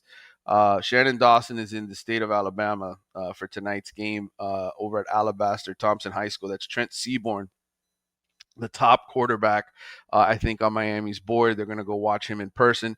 Another interesting name, to throw out there, Gunnar Rivers. Last name sound familiar to you? Is that Philip Rivers' kid? That's Philip Rivers' kid. Oh, well, Yes. I'm sorry. One of 700 Philip Rivers kids. All right, go ahead. Yes, Sean. yes, Because, yes. I mean, he has 8 franchises of kids. So go ahead. Sorry. Yes, Gunnar Rivers, who is a junior at St. Michael's Catholic School in Fairhope, Alabama, is another guy that I guess Shannon Dawson is meeting with. Miami doesn't have a quarterback commitment yet in 2027. I know what you're saying to yourself, Manny. What does it matter? These kids are a year plus away from. Plan ahead, bro. Got to plan But ahead. this is the way recruiting is now. You try to get the quarterback. A big part of that class. Miami's already got 5 commitments in 2027. They don't have a quarterback yet. Usually teams are trying to lock those things down now, right now in the fall, sometimes even the summertime, so that they have that quarterback around to help recruit other kids, which is what Miami did with Darion Coleman in their 2026 class. So we'll see what happens here if Miami gets one of these guys to bite. But Gunnar Rivers, Trent Seaborn are 2 guys high up on Miami's board at the quarterback position. Couple other names to share out there. Obviously, Anthony Jones is the big flip target that Miami is going after. He's a 5-star edge rusher, also in Alabama at St. Paul's Episcopal School. He's been committed to Oregon since the summer, but he's been down to Miami a whole lot lately. He was here last weekend. I think he was here for the Notre Dame game as well. Right now, Miami's got 1 5-star in its class. That's why it's ranked number 12. They've got a bunch of other 4-star kids. This would be another 5-star that Mario really wants. And again, line of scrimmage. You see the way Ruben Bain is playing right now. People are talking about him for the Heisman. This kid, Anthony Jones, is watching what Mario is doing on the line of scrimmage, and he's saying, yeah, I want to be a part of that. So I think, as far as big names for this week, those are the guys I have for you. I have some more names if you want me to give more. Do we want more? They will eat it up. Go ahead. Give us another one. Hezzy Kent. There's a bunch of guys in Georgia. It's not just Alabama where Miami is going to. Hezzy Kent is a Florida commitment, a 6'5", 300-pound athlete who plays tight end in high school because of how fast he is. You know how Mario loves those big bruising tight ends that can block and catch the ball. He's been a Florida commitment, but Miami has been in on him for a long time. And then there's a bunch of guys at safety. Safety is the one position when you look at Miami and you say, man, where do they got to add maybe another one or two guys? That's the position. And so they're trying to flip some dudes. One of them is Blake Stewart. He's a Clemson commitment, 3-star guy out of Atlanta, high 3-star guy. You got Jamar Owens, you got Tyree Green. They're committed to Indiana and Georgia. They're out of the Atlanta area as well. So there'll be some Miami faces in Georgia and Alabama over the weekend here to do some recruiting. All right.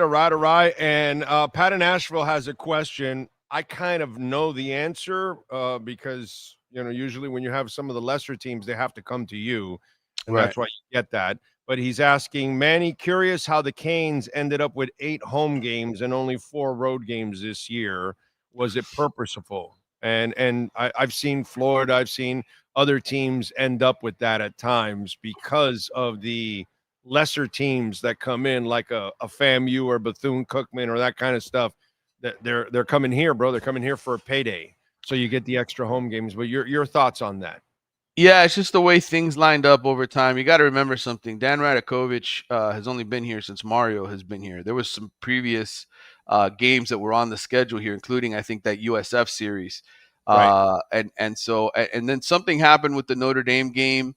Last year they were supposed to play in South Bend, and for whatever reason, when the ACC had to sort of reshuffle, when they added SMU and they added Cal and they added Stanford, it kind of messed with everything. And it just so happened that Dan Radakovich was able to get 8 home games on the schedule this year when through all the changes and flipping. Now, the one thing I will say for Miami fans is the ACC is going to a 9-game schedule soon. So I doubt the days of 8 home games is going to continue for long. In fact, it'll come back to being closer to 6-6 or 7-5. But I'm very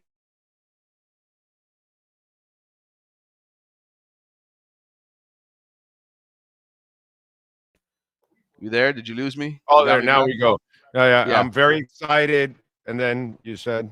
Yeah, no, the SEC is also going to a 9-game schedule. So it's another conference. So Miami has some games lined up with like Auburn and South Carolina. South Carolina plays Clemson every single year. So I'm pretty sure that game's going to get dumped, the South Carolina series. I asked Dan Radakovich when I had a one-on-one with him, I think it was after the Notre Dame game, what they would do. And they said they're going to try to target teams that do not have in-conference rivals. So Auburn works out perfectly. Their big rivals, Alabama. They can keep that series going. But I think you have to look around. Look at Michigan, for instance, right? They play Ohio State. They're in conference. Look for teams that have their major rivals in conference for Miami to target those as future opponents. There you go. Yeah, and you'll have less of those USFs and the FAMUs and the Bethune-Cookmans. I think USF is something they would like to continue because of the city element, the Tampa-Miami rivalry. It's easy for Miami fans to get to Tampa. It feels like another home game, essentially, right? What I mean is now that you're going to 9, there'll be less of those in the future. So you won't have those scenarios where you end up with 7 or 8 home games. It just absolutely there will be 10 Power 4 games every year. They want to have 10 opponents, so they're going to cut down. You might still get a Bethune-Cookman as a warm-up game or a FAMU, but then you're going to get a G5 school and then 2 P4, or another P4. Yeah. Although now that they're judging you by strength of schedule, which they should have been doing that as always, I don't know if it's beneficial for you to keep scheduling the Bethune-Cookmans of the world anymore. I just don't. It hurts you in your power rankings. Yeah. So I just think you're better off going and get a better team, whatever it is, dude. If it's even a Charlotte or I think it's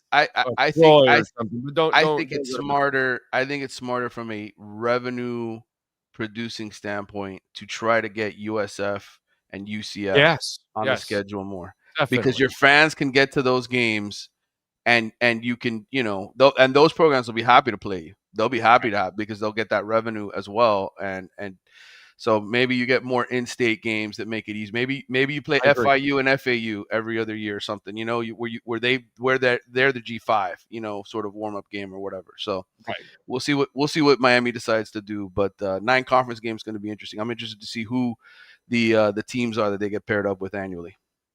All right, go ahead. Man, I got a question, and maybe it's real dumb, but why don't they do it kind of like what the high school does with the spring game and have a opponent instead of playing each other? So to gear up for a spring game type thing. It'll give more revenue too, because you could sell some tickets. Yeah, Dion brought that up this past year. I don't know if you remember, but he wanted to play Syracuse. Fran Brown and him were talking about trying to create a spring game, but the problem is, the NCAA doesn't want to allow it. They want to treat that as sort of a bowl game or extra game on the schedule. So I agree. I think the smart thing to create revenue would be to have an actual spring game where you can play maybe just the freshmen, right? The new guys who got on campus, and you could rest your seniors and the main guys that you don't want to get hurt, right? Because a lot of guys have surgery certainly at the end of the season in the spring. So maybe that's something they could explore doing. But right now, I think these coaches are there's so many battles to fight, dude, in terms of they just got NIL sort of resolved. They're going to have the one, transfer portal window. I think there's just so many other things on the plate that's sort of on the back burner. But I think that's the next step to try to create extra revenue, to have a spring game against other opponents. True Fin Fan is asking you if you remember a gentleman by the name of Joey Martinez, because he's his son's coach now, and he says small world. Joey and I played baseball together at Tamiami Park back in the day. Joey went on to become a really good pitcher at Southwest High School, and then I think at the University of Miami, if I'm not mistaken. Joey was a pitcher there as well. So I didn't make it that far, but I was on travel teams with Joey and grew up playing with him. Great guy. All right, good stuff there. What do you got going on in the Athletic? So Canes fans and college football fans can check you out, sir. Absolutely. Well, I'm gonna be watching tonight's Florida State game. So if something happens, I sure will be writing about that for tomorrow. But you can check out my oddly specific predictions. You can check out my latest column on Miami and Mario trying to make sure that his players do not ingest the rat poison, as he likes to use it. Stealing a line from his old boss Nick Saban. So you can check all of that out, and I'll be back with plenty more stuff in the week ahead. That's right. And by the way, we are not gambling experts. We just, if we talk had football, to pick, we go Virginia plus 7.5. So you do your own homework. Yes. Yeah, you got your mortgage, your kids' college. Listen, that was your decision, not ours, by the way. Okay? Yes, I do my weekly picks for fun, and I do it very tongue in cheek. By the way, if you read my oddly specific predictions, I do silly stuff, which fans love to do. This guy's gonna throw for 300 yards, or he's gonna run for one. I do that kind of stuff, but it's not with any real money. Love it. All right, follow him on Twitter at Manny_Navarro, and make sure you subscribe to The Athletic. Have a fantastic weekend, my brother. We'll catch up next week for the big week, man. Yes, sir. Talk soon. There you go. The great Manny Navarro and our BigCheeseMiami.com NIL and recruiting report. Visit our friends at 305-662-6855. They're at 8080 Southwest 67th Avenue. Lasagna, baked ziti. The pies are so delicious. The fried mozzarella. Make sure you start it off with those garlic rolls. They're so good, and they give you a little pizza sauce to dip in. Go visit my friends. Remember, any dish can become a party platter. So you want to eat in, you want to get delivered, you got a party going on for your employees, for your friends, whatever it is. Call the Big Cheese. Go to BigCheeseMiami.com. Check out that extensive menu, 305-662-6855, and visit them at 8080 Southwest 67th Avenue. The walls, they are loaded with hurricane memories for over 40 years. It will blow you away. BigCheeseMiami.com. You've been listening to the Big Cheese Miami Recruiting and NIL Report with Manny Navarro. At the Big Cheese Miami, they continue to purchase the same high-quality ingredients that the most expensive Italian restaurants use. The difference is they serve large portions at a family price. Visit the Big Cheese at 8080 Southwest 67th Avenue in Miami. Call 305-662-6855 or go to thebigcheesemiami.com. Go Canes! All right. Iceman says, Big O, have you seen how Cam Ward continues to throw across his shoulder like he did in college? He is crazy but amazing at the same time. Thoughts? Iceman, right now I feel sorry for Cam. He's on a really bad team. It's hard to judge him. He's doing anything and everything he can. I'll tell you that their number one wide, Ridley, I've seen him drop too many passes in the first few weeks. Cam still does some of the crazy stuff, the irresponsible stuff that he did here, and I'm sure he'll end up paying the price for it. But at the moment, I cannot judge Cam because his numbers aren't good, but I don't blame him because his environment is just absolutely terrible. You know what I mean? So I actually feel bad for Cam at the moment, because he's in a really, really tough environment to succeed. And you can't win by yourself in this league, dude. Quarterbacks need help. And right now, the one thing that I noticed from the Titans, he doesn't have help, bro. He just doesn't have help. And Calvin Ridley, who's supposed to play like a number one, hasn't played like a number one. You know, on top of all of that, there's other things going on with that team. But he, I would never judge Cam Ward right now at all. It's just not fair, And I'm the guy that told you that when he gets to the league, he'll have his struggles because of the risky nature to his game. He'll have to, he'll have to play out of that, and I would figure it's going to take him a year or two to stop doing those crazy things if he's that kind of dude, which I think eventually he'll be. But in this environment, he's going to try even more things because they're so bad, and they're always going to be trailing, and they're, it's not a good team, dude. It's just not a good team. I see you've got the Big E Strong billboard out there. Let me make sure I have it centered right there. Make sure you get your Big E Strong bracelets. Take advantage, folks. And support our guy Big E. He's got a tough fight, and we're all going to get him through this with prayer and at the same time a little help there, because he's got a lot of medical bills and he's one of the best human beings on the planet. So please help out Ian. Get your Big E Strong bracelets and show them off. Put it out there on social media. Encourage others to support Ian, one of the best people on the planet, man. All right. What else do we have? The Dolphins' true motivation. And I'm not talking about the team. I'm talking about you guys out there. It's interesting how there is only one true motivation for you right now. And it's the true motivation that we've been dealing with for decades now. Oh, it's another bad season. All right, we're going to get a great draft pick. How's that worked out? Just wondering, because that's like our only motivation now. We kind of set ourselves up for, well, there'll be brighter days ahead, which we all hope for, of course.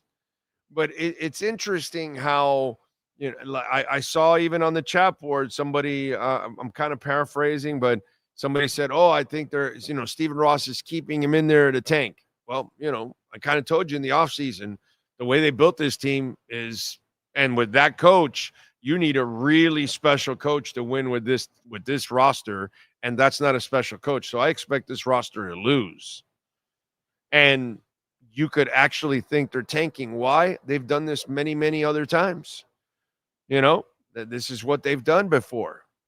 And this owner has cheated, has tried to, go buy coaches illegally. So that we can't put anything past them. But the sad part for us as Dolphin fans, we don't look forward to the playoffs. We don't look forward to playoff wins. We don't look forward to the potential of being the winner of the conference, represent the conference in the Super Bowl, win a Super Bowl, win multiple Super Bowls, be a winning team perennially, be a playoff team perennially. No, what we have our motivation set to is that we get a better draft pick. It's interesting how many of us didn't want to face the reality of who this team is. Remember, I made fun of that guy that follows us and Feronis and all that, and he was like, "Oh, I can't believe that you people are talking about it being a bad season when it hasn't started. That's irresponsible." No, it's actually being honest and not lying to the public, sir. But I get it. You're a little sensitive bitch that can't handle the truth.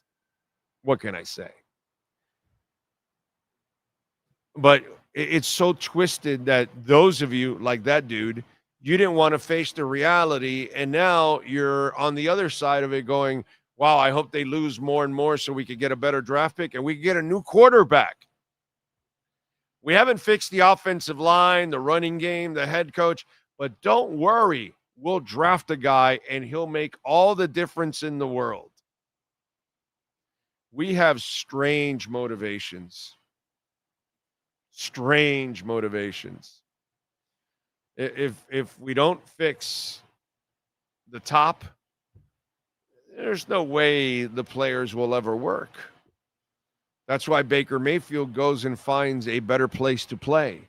That's why Saquon Barkley and Daniel Jones go and find better places to play. Saquon Barkley could not find happiness in the Giants because they're, dysfunctional. So he goes to Philadelphia and he leads them to a Super Bowl and has one of the greatest years a running back could ever have. Daniel Jones leaves and there you go. And this is what we've become. We're that team. Players don't come here to succeed because the foundation isn't there, and it doesn't matter who you are. Not even Dan Marino succeeds here. But don't worry, the next draft pick, top 5 pick, whoever the quarterback is, for sure he'll succeed. Strange motivations. Really strange motivations. So like when somebody tells me, we'll get a new quarterback, and then I turn to him and I said, did you fix the line in the running game yet? And then that's when they're like, because they got no return on that. What are they going to say? Oh, don't worry, he'll fix that all by himself. That never happens. It's the strangest motivations. Miami Dolphin fans, it's just, we're not motivated to the fundamental part of it. Where the front office and the ownership are, there's a reason why the Panthers are the Panthers. Because the front office and the ownership are top notch. And they make the right decisions. And so from your owner down to your coach, if the right decisions are not made, we're shit out of luck, dude. And it doesn't matter if you have Dan Marino. It doesn't matter if you have Tua. And it doesn't matter who you have, they're going to fail here. They're not going to be better here. And that's what happens with bad teams. Players leave and they go to other places to have success. But our motivations are the weirdest motivations out there. Now we're watching, and some of us are watching just so they can lose and have a high draft pick, and you still haven't fixed the problem. No matter who you pick, that doesn't fix the problem. And if you get another quarterback, well, that doesn't fix the problem at all. You're still stuck with the other one that has to play here next year.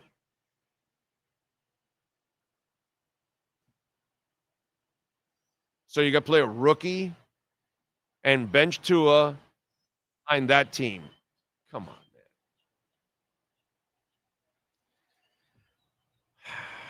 Welt and Rayom, proud sponsors of our program. We love Jeff Welt and Daniel Rayom. They know how to get it done.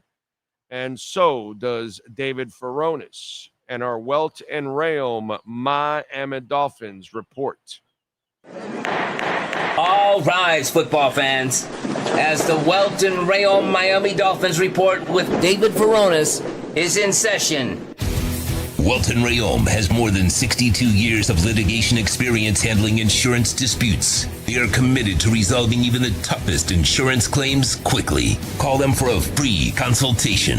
954-966-4646. Here's Miami Dolphins insider David Feronis. Ride. How you doing, my man? You doing good? I'm doing all right. You know, better than the Dolphins. I'll always say that. Well, that's not hard. Yeah. That's not hard. I've done better than the Dolphins for 45 years already. So, yeah, that's really easy to do better than the Dolphins. What are you expecting from Darren Waller? How limited? Because, I know he talked about getting hit. I don't even know if he'll be able to last on what's going on out there. But what are you expecting from Darren Waller? Yeah, I'm thinking probably like somewhere around 10, 12 plays, probably a lot of red zone, getting involved there, specifically passing plays once they get down into the red zone. I don't think you want to put them into a lot of run blocking situations. So I would imagine those are the packages.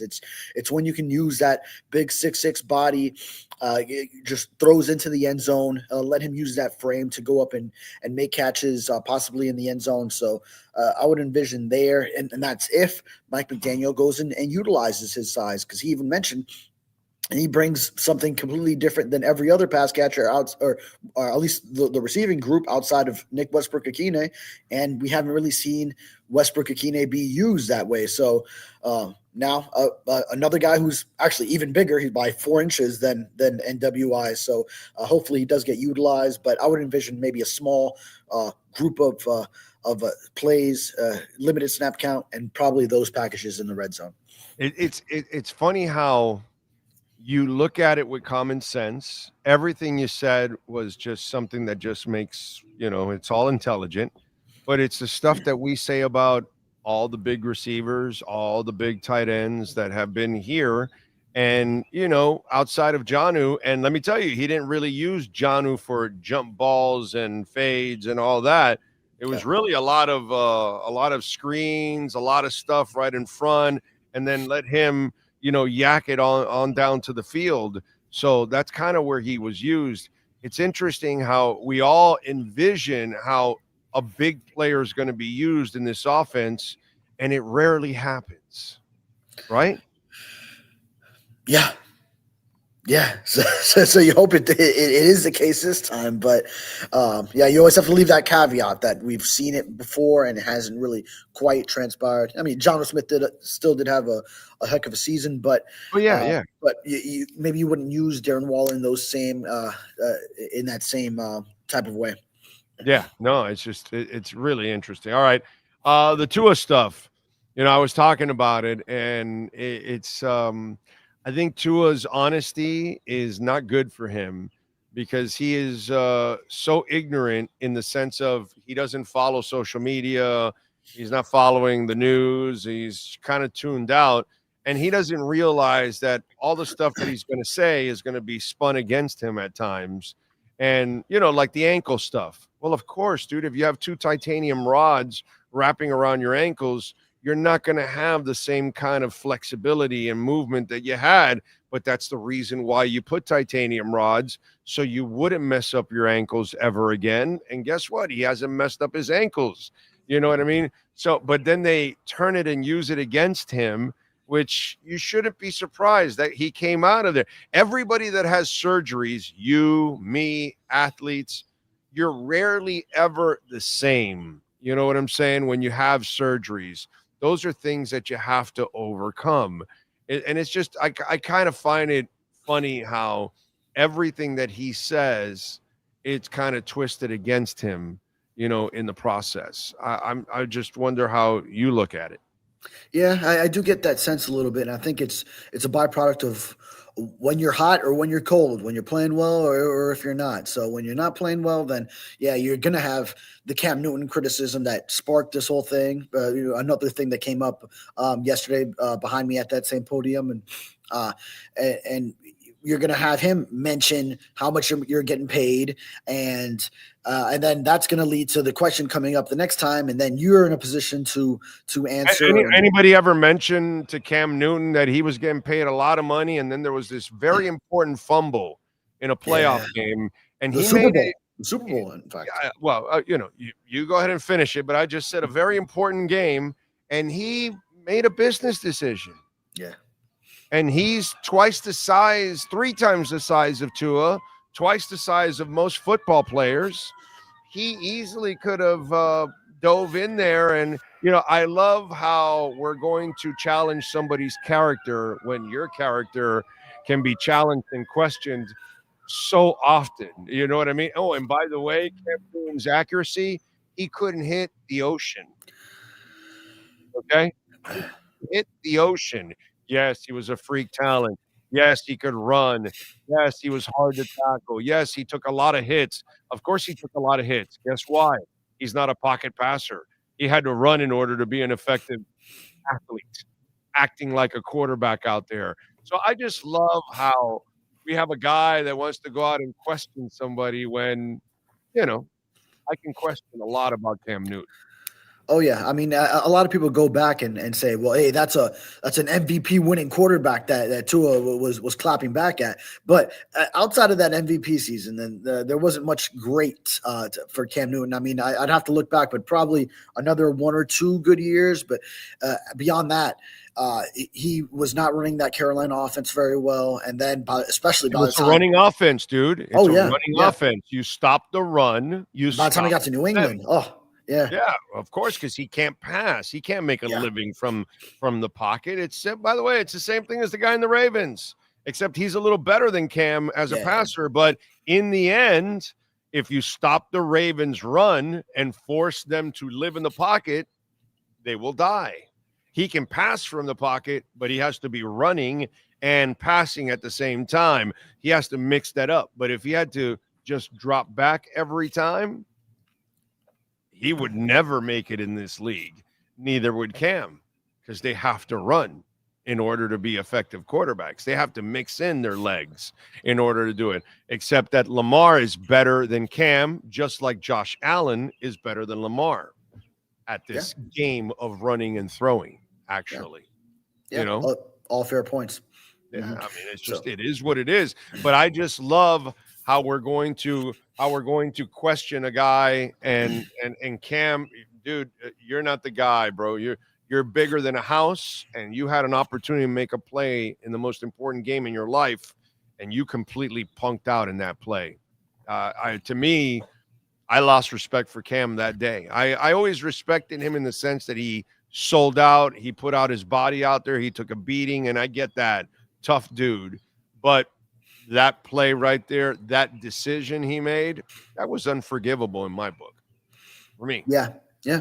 So Cam is dissecting a play where Tua made the incorrect decision, right? He threw an interception where, hey, the linebacker made a great play, made a great read. He was in a place where Tua wasn't expecting, and he threw the football, and it was intercepted. Where Cam Newton, when it's us outsiders talking about his play, it was a situation where he didn't show the heart. He didn't show the heart to go dive on a football that was loose. That was, I think, due to his own fumble, if I'm not mistaken, right? Yes. In the Super Bowl, in the biggest game. So that's different. That's us questioning, hey, your heart and him as a much bigger athlete, as opposed to Tua, who always has to be brought back down. Like, hey, don't go putting yourself into those situations. He shows too much his heart. Stupid ass would have dove for that ball. Oh yeah. There's no question. Tua would make sure he's diving on that football. But Tua would have ended up broken in half, but he would have gone for the ball because he's an idiot. You know what I mean? But Cam can break everybody else in half and get the ball. And now, I don't know. No, I don't think he would be an idiot in that sense, in that situation, because he's trying to retain possession in a Super Bowl. But so I think that's a situation where you know what I'm saying. But you know what I'm saying? He's crazy that he's going into a gunfight with a butter knife. You know what I'm saying? It's just like he's he's insane. It's just he does those things because he shouldn't, but he does those things because he thinks he's a bigger dog than he is. Right. So he'll go and challenge. But where Cam, he is that big dog. But then in that situation, he played the small puppy and didn't want to get on the football. Right. So yeah, Jimmy, that's just kind of, I my favorite latest one, and I got a guy from Instagram that did it because a lot of people like to use the Baker Mayfield comparison. You've heard that now, right? Baker Mayfield comparisons. Oh, just comparing any quarterback to Baker? To Tua because Tua to Baker. Okay. Oh, and he's such a competitor. And you saw him this week. He had backup linemen and all that. And I'm just wondering, did you see the Dolphins run the ball 34 times for 122 yards? No, not 34. They ran it a little bit more, but not 34. No, not 34 for 122 yards. That's what they did in Tampa, even with backup linemen for Baker. He throws to Mike Evans, who's 6'5". Anybody 6'5" here? No, well, now they're getting Darren Waller, who's 6'6". But again, he's not Mike Evans. That's a Hall of Fame player, Mike Evans. Okay, he's not just a really good receiver, a great receiver. No, that's a Hall of Fame player, Mike Evans already. And then the Ubaka kid, who's 6'2". You know what I'm saying? And he was the leading receiver this week. So they give him big targets. They dedicate themselves to the run. Okay. And by the way, the guy that I would have picked in the draft that year is coming back this week, Tristan Wirfs. That's the guy that I wanted in there. Once they took Tua, I said, hey, he can pass, but you got to do the right things around him. And this is why Baker looks like shit in Cleveland and looks good in Tampa. This is why Daniel Jones looks like shit with the Giants and now looks fantastic with the Colts. This is why Saquon Barkley did not work out with the Giants and won a Super Bowl with the Eagles. If you don't run the right program and the right players and complement them, they're not going to succeed, bro. It's just the way it is. And Tua, in my book, has no chance of succeeding here because they refuse to do what they need to do around a Greasy, around a Breeze, around a Mayfield. Give them a running game. Give them a blocking line. Give them taller targets. Give them things that they can see better downfield and hit and has more range. Those kind of things. All the things that you're supposed to do for a type of quarterback like this, they refuse to do. So in my book, you can kill him for all he wants. He has not played well. I agree with that. But I also think he has no chance to succeed in this environment. Yeah. Hey, the way it all starts up front. The older I get, the more I realize that it's something that should be obvious. But like when I was a kid and I'd play Madden, I'd love to stock my team with all these skill players and make sure I'm good at quarterback, running back, receiver, all the outside, the DBs. But boy, I mean, you see it like. The polo you got on, the Miami Hurricanes, the way they're dominating with their offensive line and both sides, because Ruben Bain and Akeem Mesidor on the D-line, the way they're just winning in the trenches, it's so easy when you have dominant line play to just, hey, a game even where your quarterback doesn't have it, like Carson Beck against Florida, and he's a little shaky, you just run it down their throats because this offensive line is displacing an SEC defense, a good SEC defense. And you noticed the other shift in that game? Florida's defense was so good, they took the outsides out. So then what did they do in their passing game?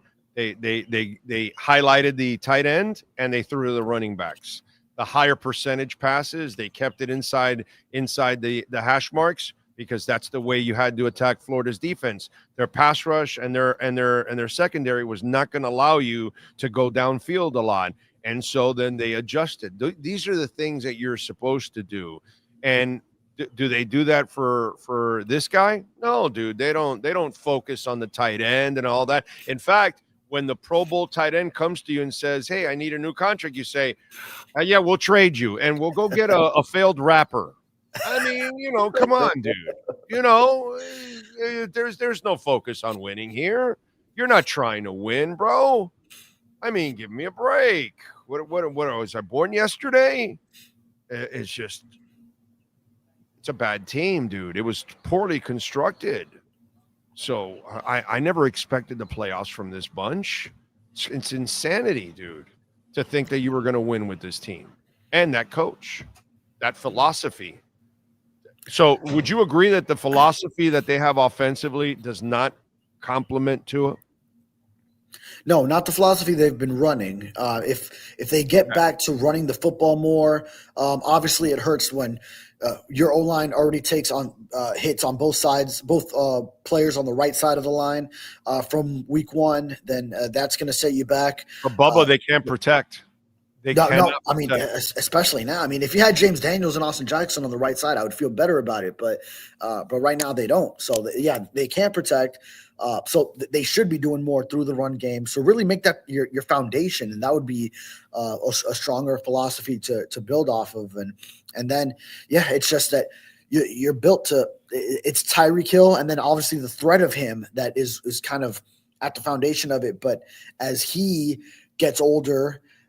And I wouldn't say he's losing a step because I think he's still very fast, but just it's becoming harder to consistently get the ball to him. Then, you need to be able to run the football and have that be at the foundation. Especially, brother, if you don't loosen up the middle, you'll never get to the outside. Yeah, because they know you can't run, so there's no respect whatsoever. So they'll stay deep, and you'll play right into their hands. This is like football 101, dude, to be quite honest. That's how disgusting this is. This is football 101, and this head coach doesn't know football 101. It's insanity. Yeah. And Tua's seeing the way defenses play, and I mean he's going to that check down so much. It's H-hand in the flat. He said that he's content with because of the way they're playing, but I think there were opportunities missed down the field too, where they presented themselves and he wasn't seeing it because he's just seeing that, okay, they're in the same defense again. Let's go back to the check down. It's and then H-hand had all those catches, but aside from the 15-yarder, it was like an average of 2 yards a catch. You wait another half second. You wait for the deeper play. You don't know if you're going to get sacked. You don't know if you're going to get pressured. And the check down is then not open. And then you've got nothing. And so he's in an impossible position, bro. He's just in an impossible.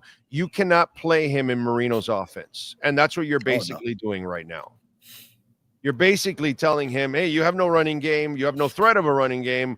Yeah, we'll do it occasionally, but the defense is prepared for passes the entire time. And since we don't pass to the tight end and we don't really work it, they're going to think that we're going on the outside of Waddle and Tyreek, so they're going to be ready for that constantly.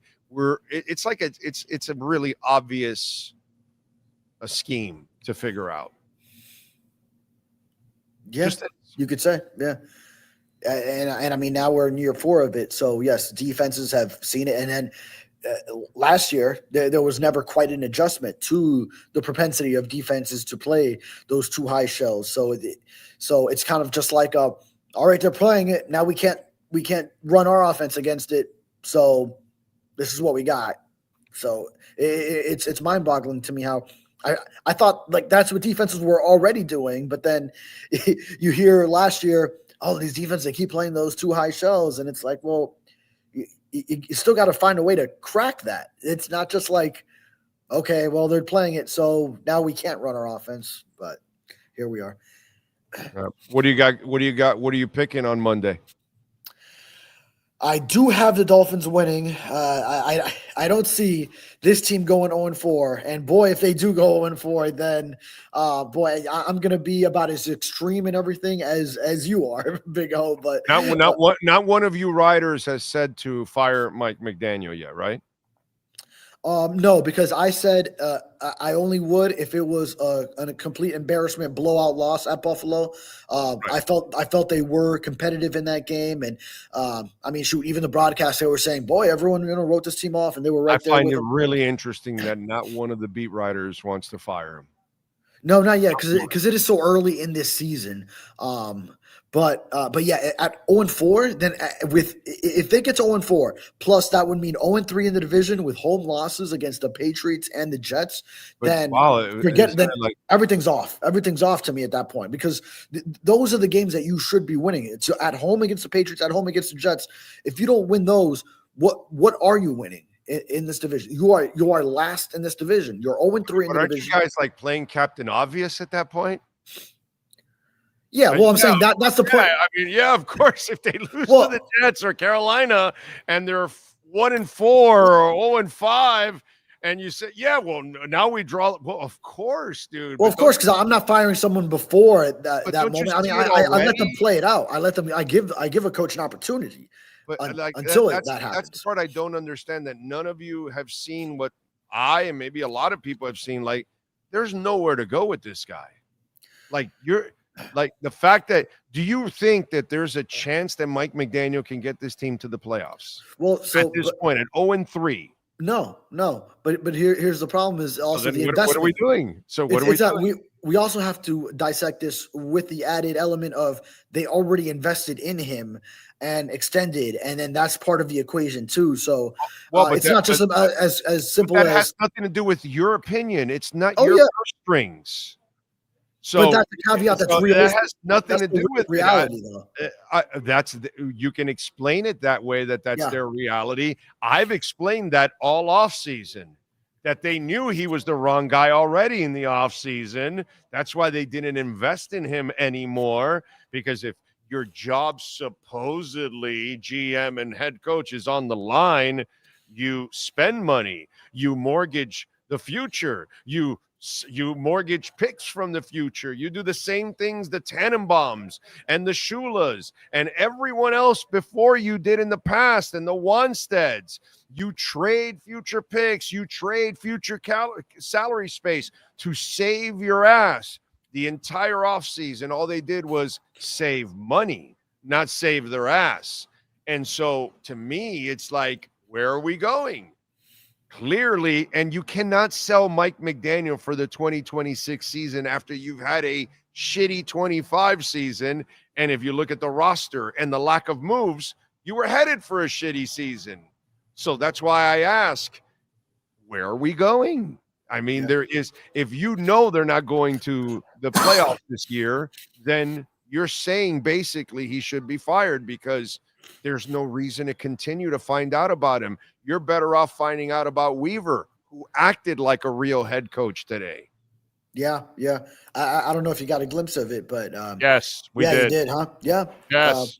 Violent comment. Yeah. The timing is interesting too. Is that it comes now, but I mean, that was like, you felt Dan Campbell with the way he was up there impassioned. And would you like to read that quote for the folks out there, my man? Ooh, let me see. I don't have it transcribed or anything like that. So I think Sean can find it right away. Okay. Barry Jackson had it. I know that. Did you put it out exactly? No, I was going to get the whole recording, organize it, collect it once I'm off the air with you, and then put it out there.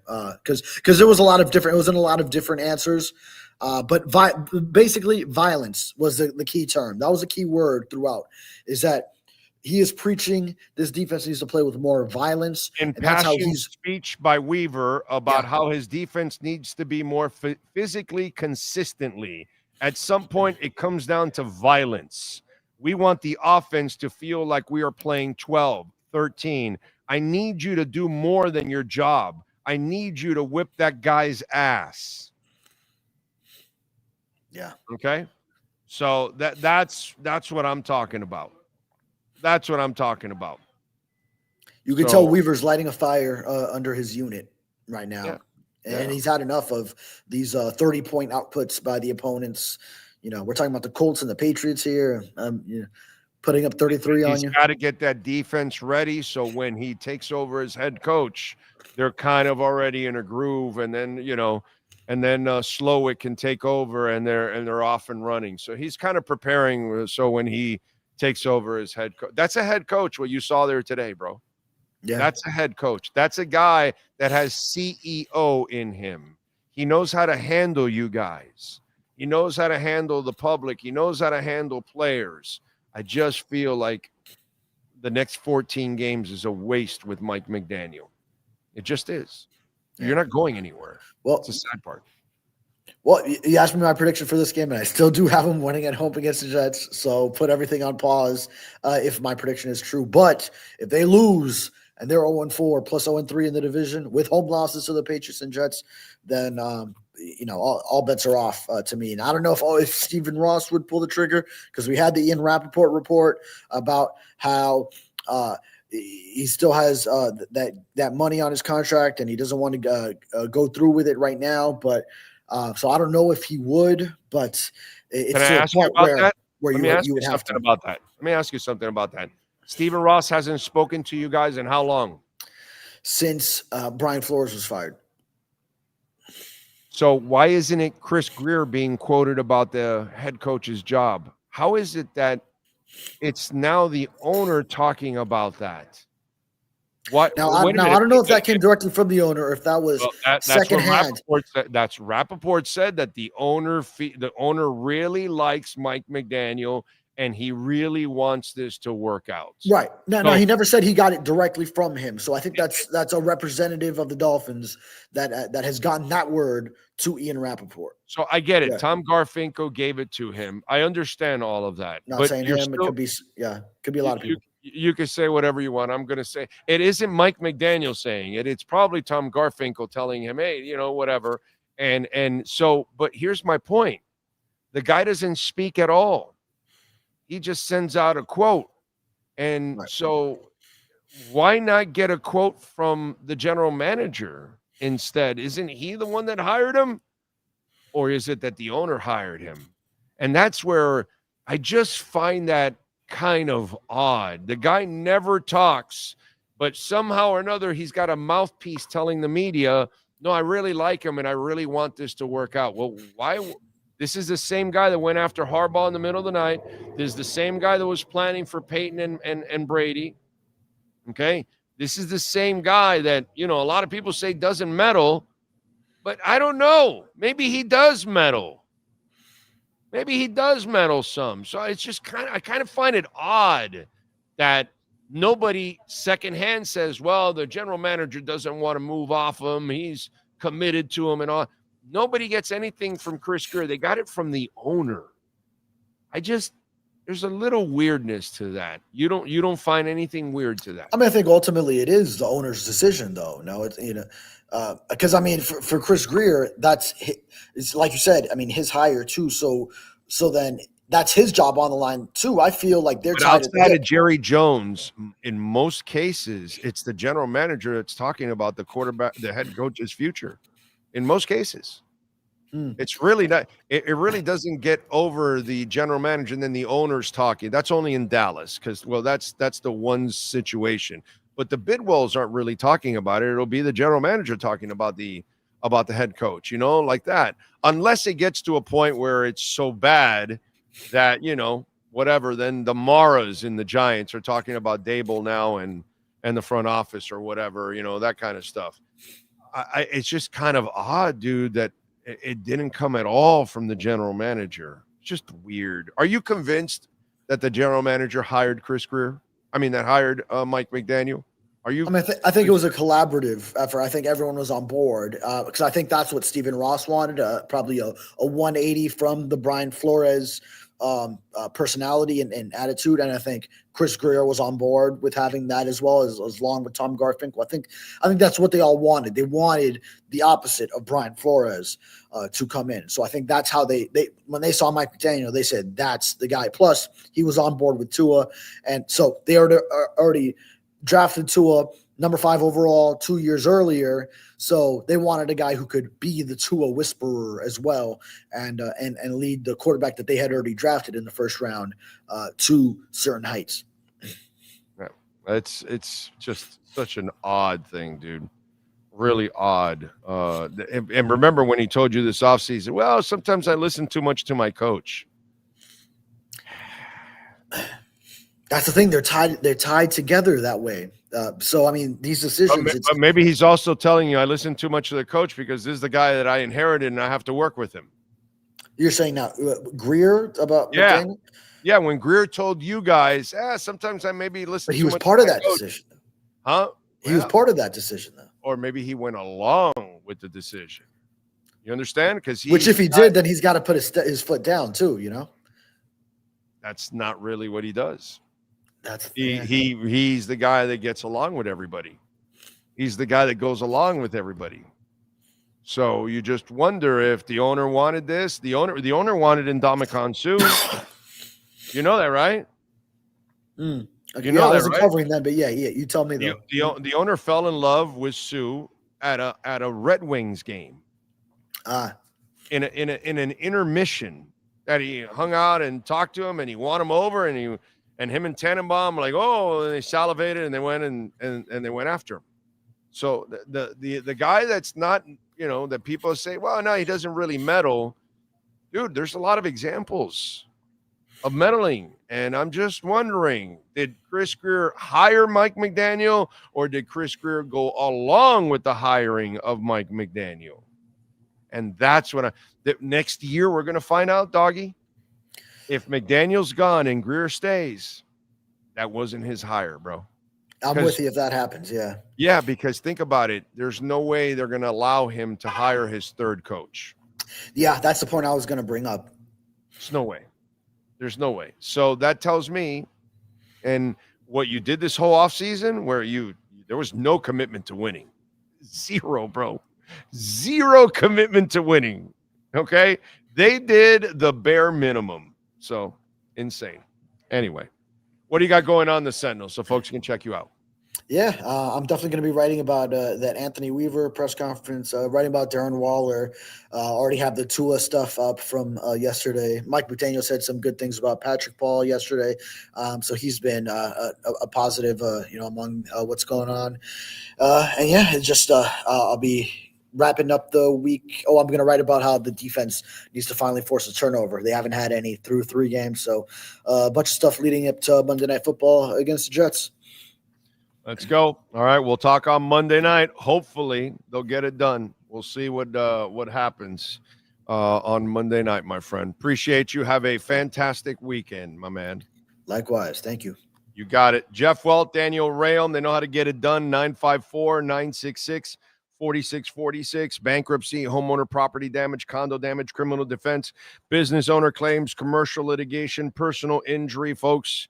These are the guys you can count on. Lots of our listeners over the last 5+ years have called Welt and Rayom, and they are in a much better place all over the state, whether it's been a storm, whether it's been an auto accident, a truck accident, a slip and fall, all kinds of things, bankruptcy. I think the only thing none of our listeners have called is for criminal defense, or maybe they didn't tell us. But, sometimes he won't give the names or anything, but he'll just say, hey, we got a whatever it is. Storm damage or whatever. He'll just say it in general. Haven't heard criminal defense yet, so not a lot of criminals watching the show. It's pretty good. So reach out to our guys, 954-966-4646. And Jeff Welt and Daniel Rayom will listen to you. The consultation's completely free. They know how to get it done. Welt and Rayom. This has been another session of the Welt and Rayom Miami Dolphins Report with David Feronis. At Welt and Rayom, they don't get paid unless you win. They handle complex personal injury claims caused by the fault of another in both state and federal courts. They handle auto, trucking, motorcycle slip and fall, and bicycle accidents. Call 954-966-4646. Welt and Rayom can help. Ride. Cash App or Venmo at Cash Big O Show. That is Cash Big O Show, Cash App or Venmo. Yes, sir. George Richards sent out during the interview, Sasha Barkov having surgery on his right knee. No timeline for a return, but it does not sound good. The Panthers are going to send out more information this afternoon. So no information on what the surgery is, but the NHL playoffs start in 7 months. All right. Let's pray for the best. Let's hope it's some arthroscopic surgery. Let's hope it's not a complete ligament tear. Man, the way it looked PCL, bro. Because it like he didn't put a lot of weight on it. And if I understand correctly, I think the PCL is the one that really holds like stability. The posterior cruciate ligament, there's the interior collateral ligament. There's the anti-cruciate ligament, the ACL. the PCL, the LCL, the ACL, and there's a fourth one. But I think the posterior cruciate ligament, the PCL, I think when you do that one, it like really the stability of the knee is really, really difficult. I think it is. I think that's the one. I'm not exactly sure, but it just felt like whichever the one is, the one that really affects stability the most, it just kind of, and I think it's the PCL. I think that's the one that, yeah. Why? Because that's serious. Yeah. Right. For athletes, knee injuries, PCL injuries can be career. Well, they're not career. Can end promising careers. It Meaning can't. It's not going to come back as, you know. Yeah. But because man, I hope it's not. But it just felt like wow, he lost all stability, and that was like, medial collateral ligament, MCL. Thank you, Rajan. Medial collateral ligament, posterior cruciate ligament, anterior cruciate ligament, and I think it's ICL, right? Isn't there like an interior cruciate ligament? I want to say, isn't there a fourth one? I want to say. Anyway, oh, for sure, yeah. You definitely have arteries for sure. Arteries, the cartilage, the PCL and everything is like the nerves and and a lot of again, I'm just looking at. I'm not a doctor by no means. I'm reading as it is written here, so I'm just so it'll be interesting to see where it goes from here. Interior cruciate ligament, right? I think there's an ICL. Is there an ICL? Interior cruciate ligament. I think there's a fourth one. I don't know why. You have the anterior cruciate ligament, posterior cruciate ligament, the lateral collateral That's ligament. it. Lateral collateral, not interior. Lateral collateral. Then you have the medial collateral. Yeah. I knew there was a fourth one. Lateral collateral. I was saying interior. Lateral collateral. Yeah, so the posterior, the PCL is the one that runs basically from your yeah, because you've seen the MCL, they blow it and they still walk off. You know what I mean? I saw Ed Perry walk off with a blown ACL. I saw Troy Vincent kind of limp off with a torn ACL.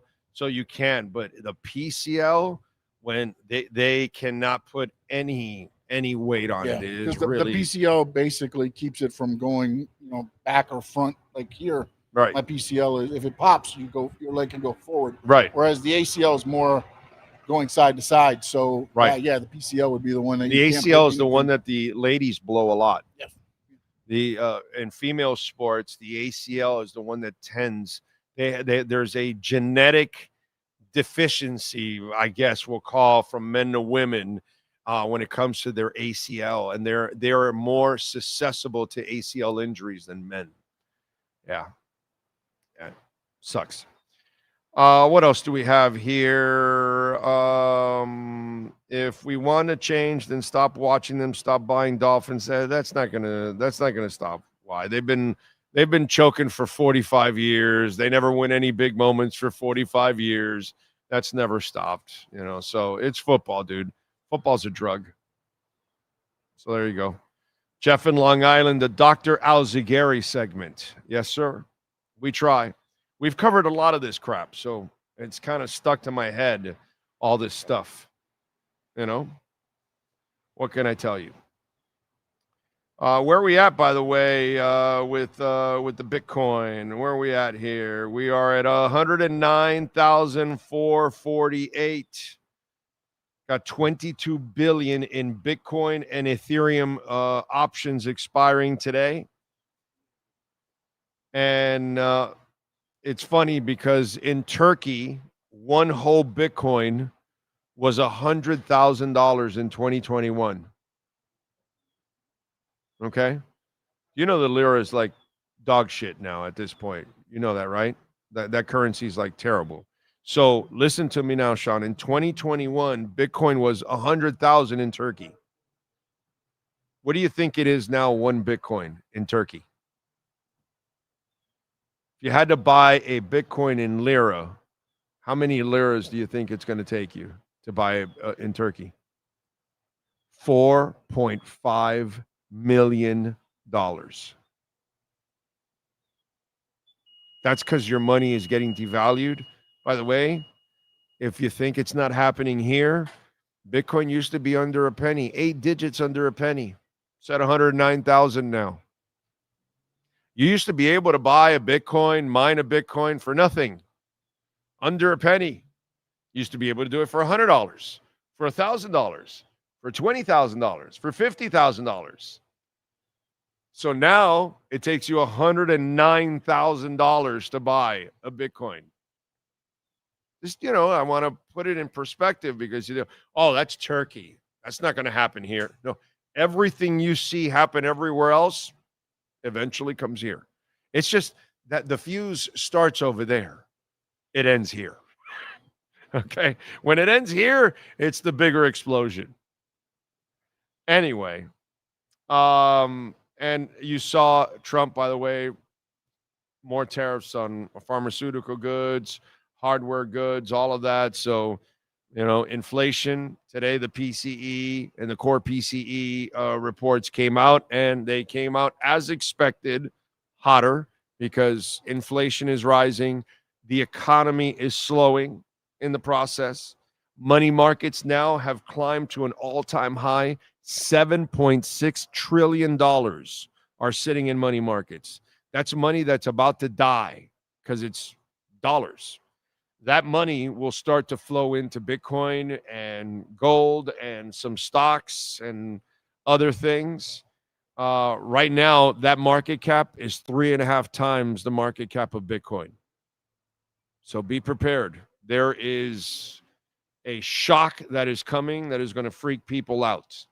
Vanguard, we've been talking about them for a long time, huh? $9 trillion Vanguard. They don't allow Bitcoin to be held by their customers, yet they own $9 billion of Bitcoin options now on what's it called? ETFs from MicroStrategy. They are the biggest holder of MicroStrategy, Vanguard, yet they don't offer it to their clients. Oh, well, guess what? Vanguard now is going to start offering Bitcoin ETFs to its customers. If you give your business to Vanguard, I think you're pretty irresponsible. Just want you to know. Because that's a company that is lying to people, deceiving people, while they use your money to grab a ton of Bitcoin, and then they tell you after that, so it's a lot more expensive now. You go ahead. They have done a beautiful thing where they have priced out Bitcoin for the average person, because the average person will never own a Bitcoin. Will never own a Bitcoin. You know what I'm saying? So just insanity, dude. Insanity.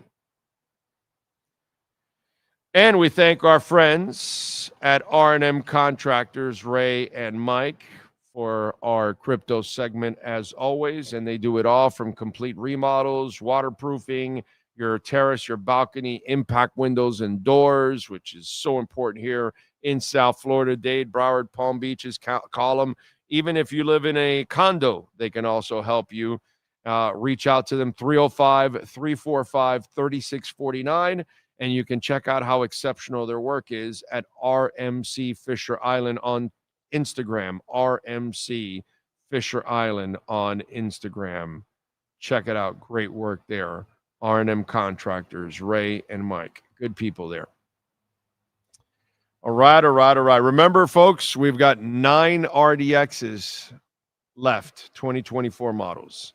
And those, you have the $7,500 tax break. When they are gone, it is gone. At the end of this month, there are no more tax breaks for electric vehicles. The orangutan is pulling that. So if you're going to buy an electric vehicle, you're going to buy it for $7,500 more. You got 9 of them left. Type S. Come on down here. Check it out. They've got, of course, the lot is loaded. You can check out the MDXs, the RDXs, the Integras, just amazing vehicles. ILX. Come on out here. And say hi to the boys and ladies out here. They'll take care of you. Larry Schlossberg, Pat Nasto, Tony Stampone.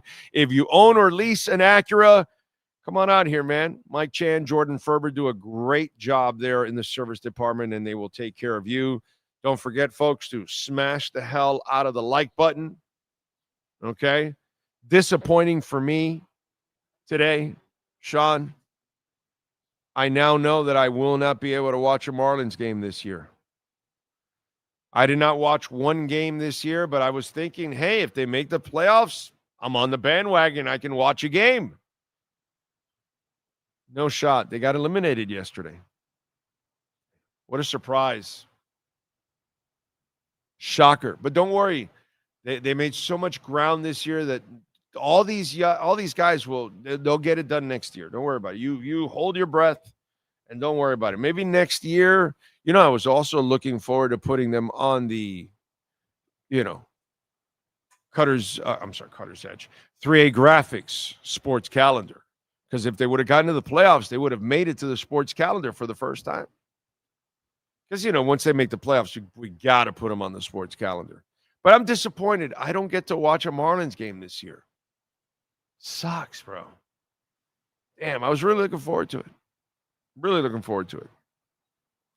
But I don't know. We'll see. Maybe when I'm like 75, I'll be able to watch a game. Who knows? We'll see. All right. We are out of here. We appreciate all of you out there. Thank you all for tuning in. Thank you for hitting the like button. We thank the great Larry Schlossberg out here as always. We shall see you on Monday a lot because we'll do a morning show. Then we'll come back with our pregame for the Dolphins to get you ready for the Dolphins and the Jets and the postgame show. We'll see you on Monday a lot. Same time, same place, same bat channel.